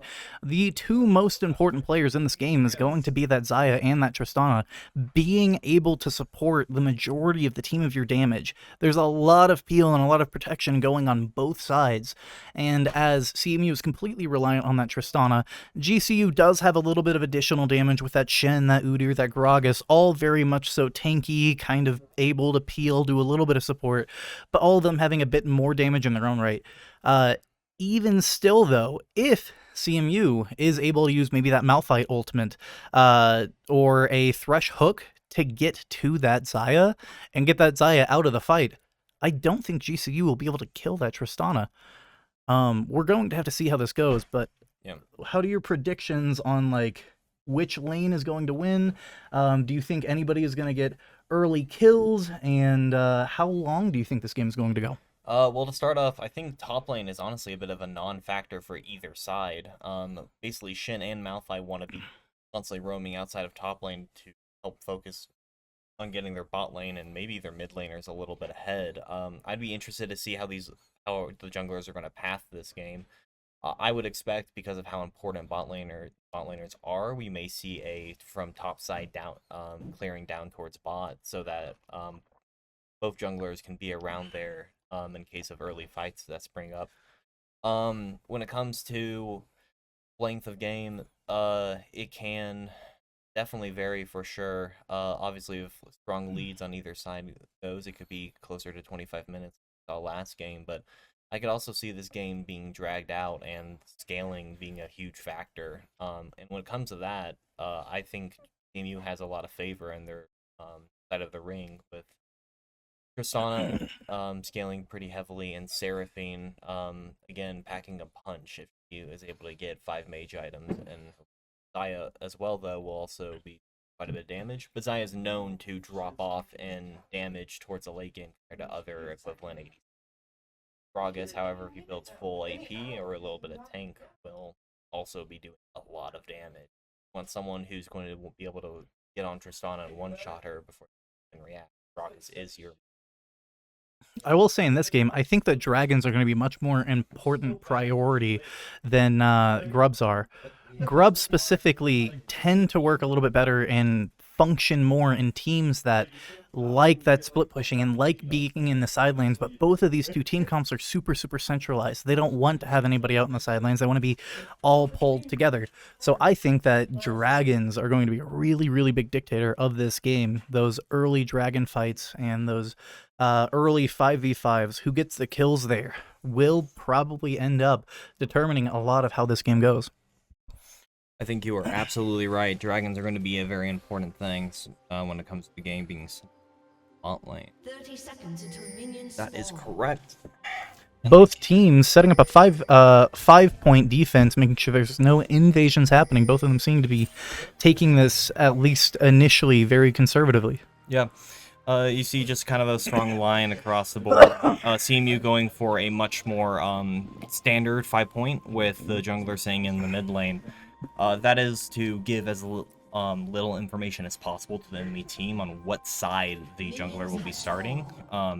It is interesting. It looks like Tristana mid is going to be how it goes, with the Seraphine bot lane as the APC. We were talking a lot about the Tristana Thresh being a very aggressive bot lane and needing to, you know, maybe play at their own tempo. Seraphine Thresh, on the other hand, honestly is absolutely fine to play the waiting game, sitting back, throwing long-range projectiles, and just whittling down resources on the side of the Zion Rakan. Zion Rakan looking for an early engage, missing the knock-up, getting the hook. It looks like the amount of damage goes to the side of CMU. They won that trade just by a hair. We'll see how that continues later on in the lane. Both junglers starting on top side, pathing down towards bot lane. You were exactly right in your prediction that everybody right now is prioritizing going that way. I'm feeling Malphite trading heavily, losing a lot of mana. Shin building up a large wave. We're going to crash this into the tower. Yeah, that's a lot of early game pressure, a lot of early game damage from that Shen onto this Malphite. It's a very tough lane for him. We see that Tristana seems to be utilizing the range to maybe bully a little bit, hard push, and take advantage of that. Yeah, it looks like that. Gragas is, of course, has a decent amount of sustain with his W and his passive, giving him some healing. But he can only do so much in the early game when mana is a very source. Poke being thrown out in the bot lane, an engage and a dodge. Nothing of note happening just yet. CMU playing very passive and staying towards their side of the lane, pulling maybe a bit of a freeze at the moment. As the junglers come close to the end of their first clear, I'll be interested to see. It looks like they'll probably be entering River, I assume. Try and fight over Scuttle Crab, get some vision. We may see a potential lane gank from this here. Oh, looks like Shin goes in and get the trade on Malphite. That's a pretty massive trade, especially that Malphite is out of mana. He won't be able to continue to hold this up for very long. And CSing under tower the entire game as that champ is going to be very difficult if he's intent on building tank. Absolutely. The best course. Engage by the Rakan. Zaya shielding a couple of things. Rakan getting out. A little bit of poke going on. Sejuani Flash trying to stop them. Oh, the Flay. Hook lands, cleanse. It looks like they're both going to get out. They're turning on the Seraphine a little bit though. Knockup happens on the Sejuani. Sejuani walking away. Ignite goes down. It looks like neither team wants to fully commit to try to kill her. Oh, Jungle comes in. Flashes on the Sejuani. Sejuani's low. Thresh Lantern goes. Barely gets out. No, he does not. First blood going to the side of Gustavus. A lot of resources burned on that fight. Sejuani Flash, Zaya Cleanse, Rakan Flash, and Ignite down. Though, on the side of our CMU's bot lane, no summoners burned. So CMU's on the advantage when it comes to that, at the very least. Tristana just enjoying the fact that she knows where the jungler is and where the jungler isn't, and is just pushing wave after wave in power, making life very hard for this Gragas. Though it does seem like he's keeping. The CSs are looking much more similar this game. The past couple of games, GSU has been taking an early CS lead, but this one, it seems that CMU is starting to change that up a little bit. Thresh Lantern goes out. That's a knockup. Root. Can he take it? Oh! And Seraphine will get out, it looks like. Seraphine, in good use of her W ability, getting that shield to survive a little bit of the hair-like poke that can come. I'm not gonna lie, I thought there was no way that Seraphine got out. That was really, really well done. That was very well done. I was very worried that the Seraphine looked to be stunned for maybe just too long. Malphite seems to have backed in TP'd back to lane, giving him at least immediate prio.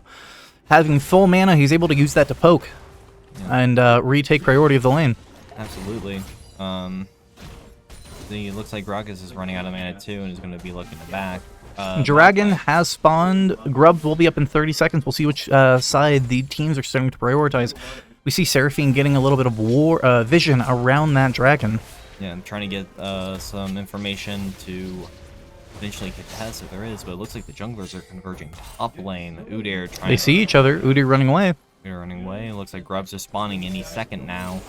Tristana just backed it. Base will probably be walking towards the grove. Thresh is rotating there. Hot out. Lantern allowing Sejuani to get out. Looks like Malphite. Tristana teleporting in from mid lane. This looks like we're going to see a 3v3.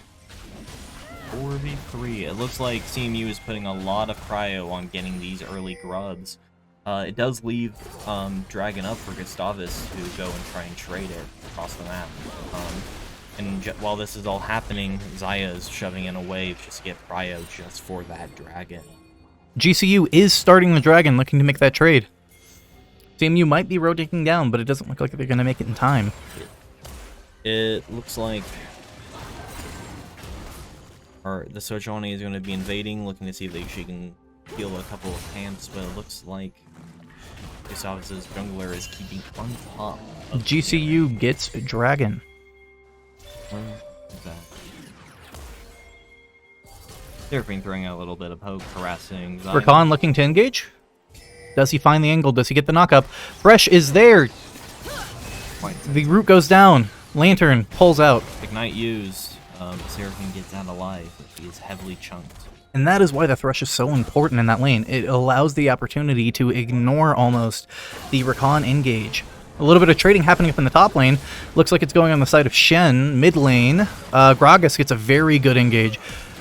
Oh, ultimate comes down. Tristana makes it out with just a sliver of health. That flash doing its work to keep Tristana from getting bounced back in Gragas.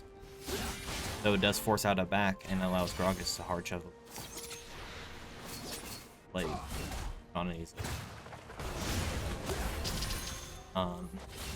Looking at total team gold, GCU once again taking the early lead by about 1,000 gold. Now that is not a massive lead in League of Legends, but it is something. Especially at 8 minutes, it definitely indicates a potential trend that we may see for the future of this game.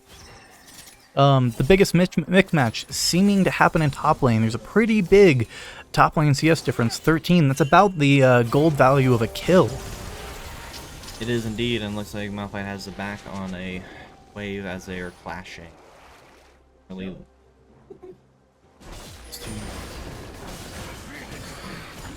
Both teams playing this early start pretty passive, allowing it to scale into these mid-game team fights. Jhin walking through the topside jungle, getting a control ward down. Looks like they're trying to reduce the ability for the Sejuani to invade and take camps from the doing their best to choke out CMU gold-wise. An engage from Tristana, an ult use. Miss Gragas ult. 3 mid lane, Tristana jumping away. Rakan trying to go in. Will they catch her? They get the stun. It doesn't look like she's going to be able to get out. And that's a kill, a second kill for GCU. This is a massive wave moving up top lane. As Malphite tries to shove this to 3 bot lane for CMU. They could look for the dive here. Gragas backing. Fortunately, it looks like Seraphine is out of mana, so they're going to just take the back. But it looks like the Thresh and Sejuani may stay around and never mind. It looks like they are they may be looking to go for these grubs that are going to be up in about a large wave crashing, though it looks like a freeze has almost developed here in top lane, making it pretty hard for this Malphite to do. Malphite getting ganked. Gets the stun. Shen gets the taunt. Looks like he will flash and probably get out, though, but that does buy the top lane priority for these grubs that are about to be up 30 seconds away. Thresh, Sejuani are both rotating there. We see mid lane, the Seraphine is laying a little bit of poke down onto that... Oh! Jungle shows, walks away, decides they don't want it. Rakan tries to engage, misses. Both teams positioning, looking for that pick so that they can get those free grubs. Right now, GCU has priority over them because of the top lane. Malphite missing. GCU looking to start the Krugs. CMU trying to respond. Thresh leading the way. CMU trying to get that mid prio, getting a wave pushing in, trying to make JC Malphite on the way. Rakan jumps in, gets the knockup. Ultimate goes down. The Sejuani ult goes completely wide. That's a big Malphite out. Double knockup. Good for CMU. They're able to get the couple of kills, and it looks like they're going to get the grubs for free. It absolutely looks like they're going to be getting 5 grubs this game. One grub went over to the side of Gustavus, but Dragon is coming up in a minute. It is important to note that 5 grubs is the magic number. That's when you get the passive from grubs, where they spawn little grublings to allow you to help take towers. Absolutely. It looks like CMU is going to be trying to reset so they can buy items, use their money, and walk towards Dragon for the fight. An engage from the Shin onto the Malphite. Wrong trades, but it looks like Malphite is fighting back. TP from the Seraphine to mid lane, trying to be able to shove out mid lane so they can rotate for that dragon fight. So it looks like Tristana is shoving out bot lane as well. Udyr is rotating through. Gustavus doing a good job controlling the vision around Dragon Pit, making it really hard for CMU to know what's going on. Shen completely bullying this Malphite out of the lane. The Malphite does have TP advantage for this fight that's happening in bot lane. We see Thresh hook into a Rakan knockup. GCU running away. Malphite almost dying in the top lane. Flash from the Sejuani trying to catch that Rakan. Rakan gets out though. CMU taking full priority over this dragon. Neither of the top laners will be responding, at least not yet. The Shen does have TP backup though. CMU starting the dragon. GCU still positioning to fight. Malphite TPing in. And it looks like, noticing that teleport with the ward in the bush, Gustavus just going to give the dragon, wanting their Shen to be able to shove in a wave and maybe get a few more tower plates. Inferno Dragon going over to the side of CMU, and the King plants are blooming. Now, even though it's still 2-2, one dragon to one dragon, and CMU has more grubs, we still see that about 1,000 gold difference, mainly to CS, and in this game, it seems to be majority in that top lane. 52 to 89, that's a 40 CS difference. It is a massive CS difference. Sejuani coming down bot lane, deciding not to take it, looking to go away. Grudge clearing a little bit of vision around Dragon. They see him. Nothing comes of it though. Nothing comes of it. Persona just shoving away, the Seraphine going mid, clearing waves, and we're kind of in an intermediary period as both teams are just farming up and setting up for the next objective spawning, which looks like to be Herald coming up in around 20 seconds. The amount of discipline between these two teams not to be able to pick fights or look for the fights that they can't take. Malphite having to ult away. Malphite heavily respecting this Udyr and understanding the last few times that he hasn't has ended up with him dying, especially before your objective. So it will hurt a little bit though, not having that Malphite ult for a potential fight around Herald, as it looks like Udyr is starting it, and CMU is in no position to test currently. Seraphine trying to shove in mids, Sejuani rotating, but the Thresh and Tristana are down in the bot lane, and Malphite. Oh, the Sejuani ultimate comes down, hits the Gragas. Seraphine ult. Gragas barely escaping away, massive shield coming through. 3 there. Looks like the Engage is trying. That is the Rakan ultimate. Gets the Sejuani with it. Sejuani tanky enough to just walk out. It does look like GCU has full priority over trying to take that Herald, and they get it. I want to ask, which team do you think has better scaling in this game? Who's going to be able to take it at those 30, 35-minute team fights? I was just looking at the draft, my gut would say CMU. Seraphine and Tristana tend to scale very hard. But looking at the way that JAC is farming, it looks like they are going to be at the strongest come mid-game. This Gragas is 20 CS above his lane opponent.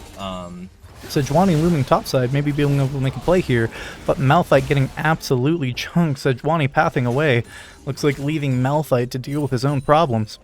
And GAC is doing an incredible job of lighting up the map like it's a Christmas tree. All the vision that they have control gives them ample information on the movement of CMU across the map, meaning that the junglers and supports can be very, very confident in what they're doing. Teleport coming down bot side.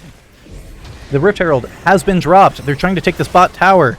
Herald going to charge, hits the tower. Engage from the Rakan. The Thresh ultimate goes down. Rakan taking tower shot. And he goes down. Kills goes to the Tristana. Fresh possibly seeing to try and bait JC into misplaying. Here comes the Gragas. Here comes the Sejuani.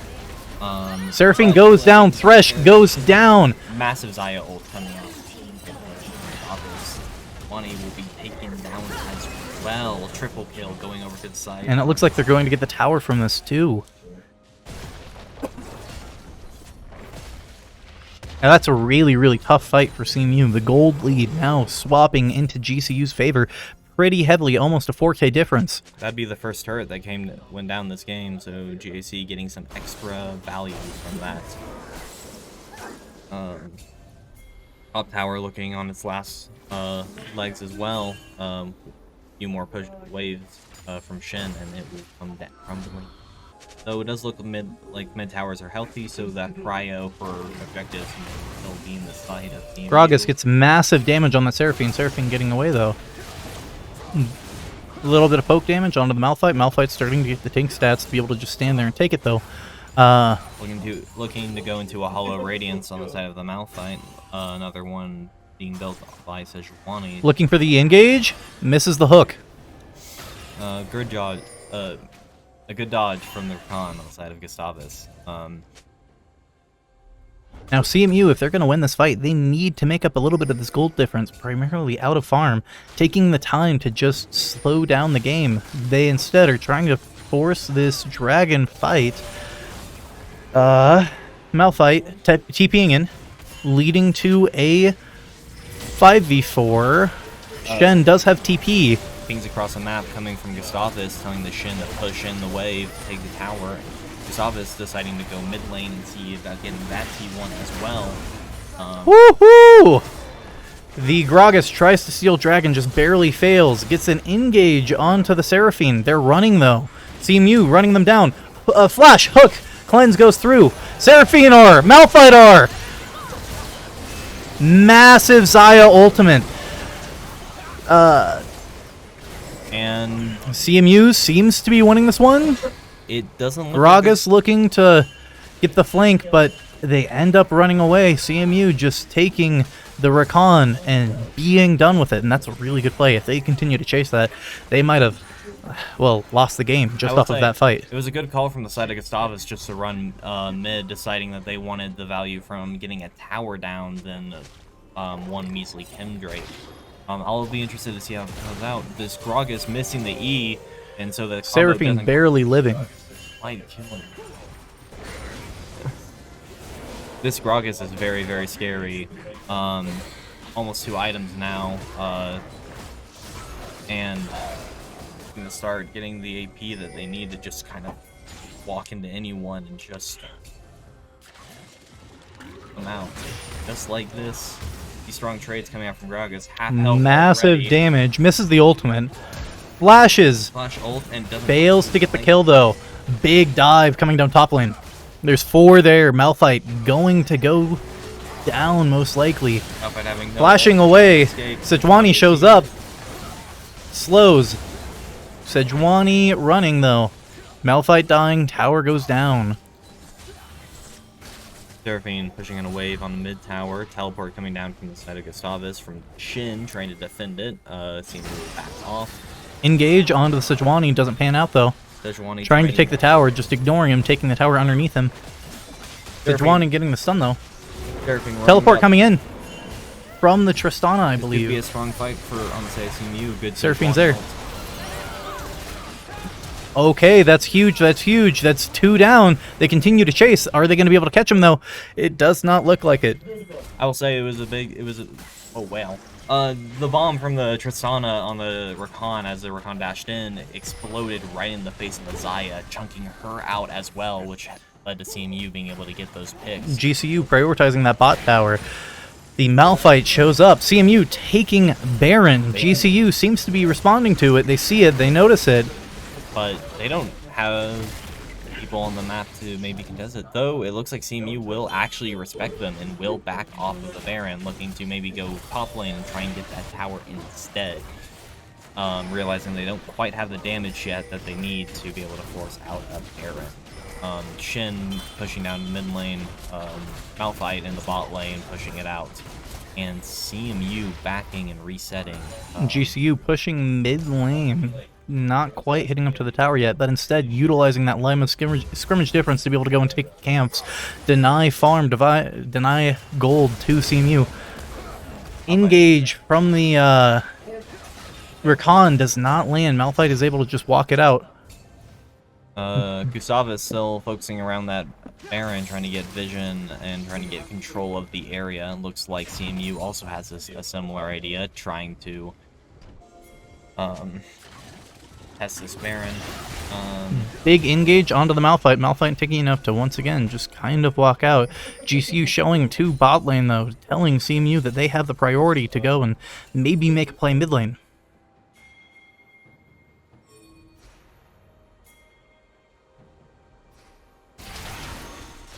Both teams taking a moment, calm before the storm, neither of which are quite ready to hop onto the Baron play yet, but Dragon will be spawning in under a minute. When that happens, we'll probably see either a massive team fight or a trade between the two. A potential pick coming out. The Thresh goes down. Unfortunate to happen just before Dragon, though. Looks like Thresh will be up, but it looking to means take this mid tower. The Sejuani jumps in. Massive engage from the Rakan. Double knockup, double ultimate. They're able to get the Tristana from this. Gustavus shoving the mid lane, putting a lot of pressure on CMU, as now Gustavus is rotating down to Drag, hoping to take it, and if CMU is not able to recover and get their legs under them, may even go for the Baron after Dragon. Currently a 5.2k gold lead. That's a pretty massive one. That's kind of hard to come back from. We'll see, though, if CMU can stall this out long enough to make that gold lead not matter. GCU taking jungle once again to deny CMU from that gold. Seraphine landing a little bit of poke. Both teams positioning for a team fight there. This one might be make or break. A little bit of damage coming down on the Malphite, but nothing big yet. CMU have around Tristana just respawn.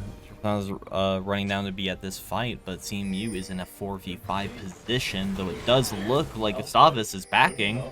Worried about the CMU, hoping to maybe get a back off and teleport in. Looks like Shin is going to be trying to walk back to lane, but Shin has ult in case a fight does break out. CMU is desperate. They need this dragon. They want it to.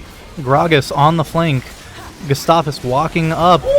Big engage. Big Seraphine ult.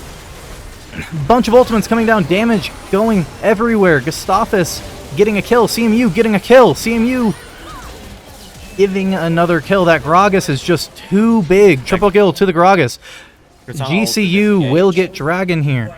That Gragas ult being massive to split up CMU, making it CMU takes the steal! Steal! That's third Dragon. A soul could bring them back into this game. But it looks like they drop, and it looks like Gustavus is pinging around trying to find ways. It looks like the Tristana wasn't able to quite get out. But looks like the Gragas is going to let her walk. Thresh respawns, looking to go protect mid. Gustavus rotating up to Baron. This is a tough position to be in for CMU. Jungler is dead for another 16 seconds. Malphite is just up. Seraphine is dead for another 5 seconds. As Gustavus starts the Baron and starts GCU definitely has the damage to be able to do this. We see a TP coming in from that Malphite. Thresh looking for the hook, trying to dissuade them off. Another TP coming in from Tristana. Engage coming from GCU. It's a 3v3 on the backside of the pit. Baron about to go down. GCU gets Baron. CMU lands the hook onto the Shen. Trying to get some picks, reduce the... Shen gets stunned. Shen goes down. That's more gold into the hands of CMU. Now only 4 members of GCU have that Baron for continued pushing and continued play. An AK gold lead on the side of Gustavus. It is looking dicey, though. CMU is trying to get what they can, pushing down mid lane, using a few caster minions to try and get mid tower, get those bounties, get some gold, hopefully try and get back into the game. And it looks like CMU is just going to try and be careful and reset so they're at full strength when Gustavus comes barreling down. Now, ultimately, I think one of the biggest things in this game is that Gragas. He's absolutely massive. 1 billion gold, 1 billion damage, super tanky. If CMU is going to win this game, it's going to be if they find a way to deal with the Gragas. During draft phase, I mentioned that if you wanted a ADC popped at late game, Gragas is your man, and it's looking like he's fulfilling that promise. I'll be honest, it's really tough to play in this position where one false mid-step, one wrong bush face check, and you're just out of the fight for near a minute now. These death timers. Gustavus focusing around their effort around the mid lane, looking to just force down, using the Baron advantage. Once again, clearing jungle. CMU looking to respond. Going for that mid tower. Everybody's positioning, looking for the pick, looking for who missteps, who steps out, which team doesn't have the mental fortitude and the diligence to stay protected at the moment. Gragas pushing down bot lane. Does mean he is not going to be mid lane to potentially assist. CMU dedicating 2 people to that Gragas. Holding with 3. Got the Shinzai, Rakan, and the Udyr pushing down mid lane, putting on pressure. It's a 4v3 here, though Tower can maybe count as another ally. Neither team engaging just yet. Letting Tower go down. Malphite's responding. He's returned. Gragas also returned to the mid lane. Rakan engaging on the Malphite, but missing it. Malphite walking in, getting a little bit of damage, a little bit of poke on that Udyr. Both teams not doing too much. That's a Malphite ultimate. Seraphine ultimate comes down. The team fight is happening. GCU starting to run. The exhaust goes down on the Xayah. Rakan re-engage onto the Tristana. Peel. The Seraphine walking it out. And GCU finally deciding they don't want to be here any longer. Gustavus being like, we took a T3, we took an inhib, we took your Malphite, we'll leave. Now I will say, taking the inhibitor might end up being a bad thing for GCU. The spawning of super minions gives more gold to CMU, so if they are able to hold out and not lose a ton of power and a ton of map position over the next couple of minutes, that additional gold can help get them back into the game and close this 8k gold lead. The gold from super minions, especially with the extra strength of super minions, ensures that they will most likely be on the side of CMU, which can be advantageous when you have carries that are a little bit behind on farm and want to make as much money as possible so they have items for upcoming objectives. Kim Drake spawning in 50 seconds.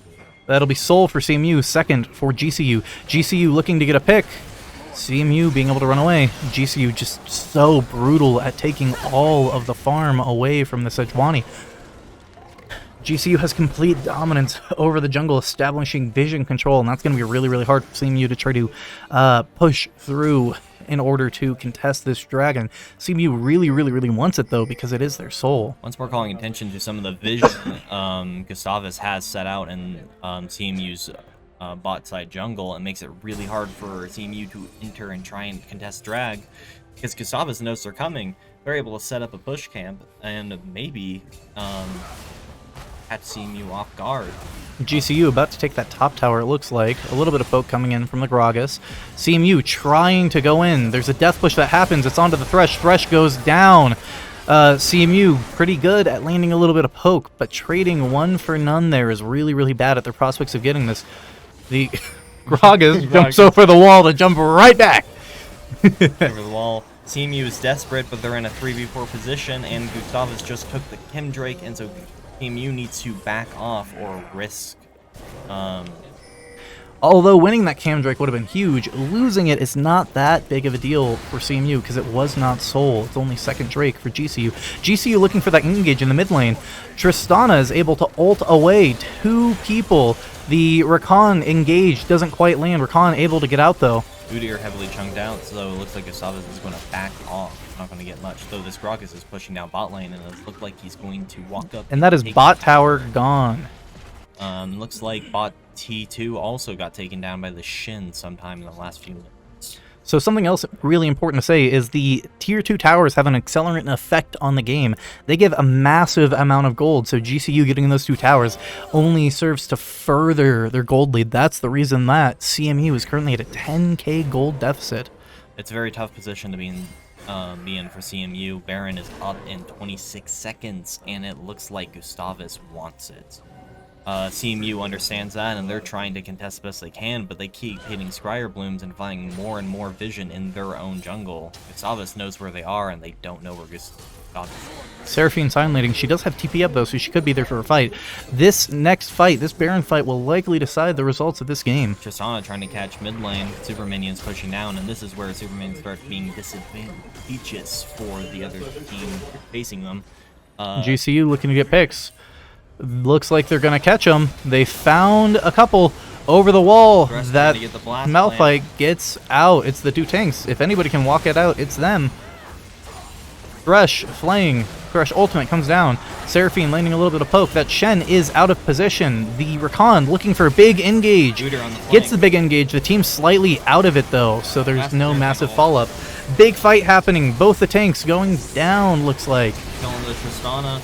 Thresh barely gets out. Kills going on either side. Seraphine dealing tons of damage. That Tristana, Seraphine still alive. It looks like CMU actually may have won this fight. Zaya to fully. Oh, Zaya gets absolutely destroyed. Udyr has to back off, and it looks like CMU, Gustavus misplays there. They could have tried and enforce the Baron, but they kept running after CMU, and they were able to. CMU was able to hold the line. CMU has to deal with Winions, but that's a massive gold shift in the side of CMU. Absolutely. Just a little bit to help the gold deficit that Gustavus has built for themselves. So it looks like Gustavus will take a minute to reset, regroup, let their allies who died get back on the map, and probably make another play for this Baron. CMU mid inhibitor did respawn, leading to a very, very neutral game state right now. GCU waiting for their teammates to respawn. The next team fight that will come down will be important. CMU's back still to the walls. If they lose a team fight 5v5 and are able to get at least a couple of kills, that could be the end of the game.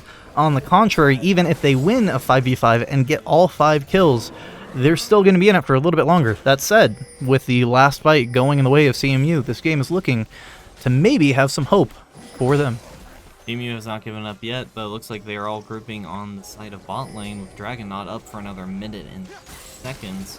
Gustavus is doing their best to get vision around Baron Pit, knowing that that is probably one of their win conditions for this game, to end it as soon as possible before CMU can scale further. This Tristana is also looking very scary. The 2 mid laners in this game being monstrous when it comes to getting picks and kills and team fights in side lane. What was a 10k gold difference has now returned to a 7k lead for GCU.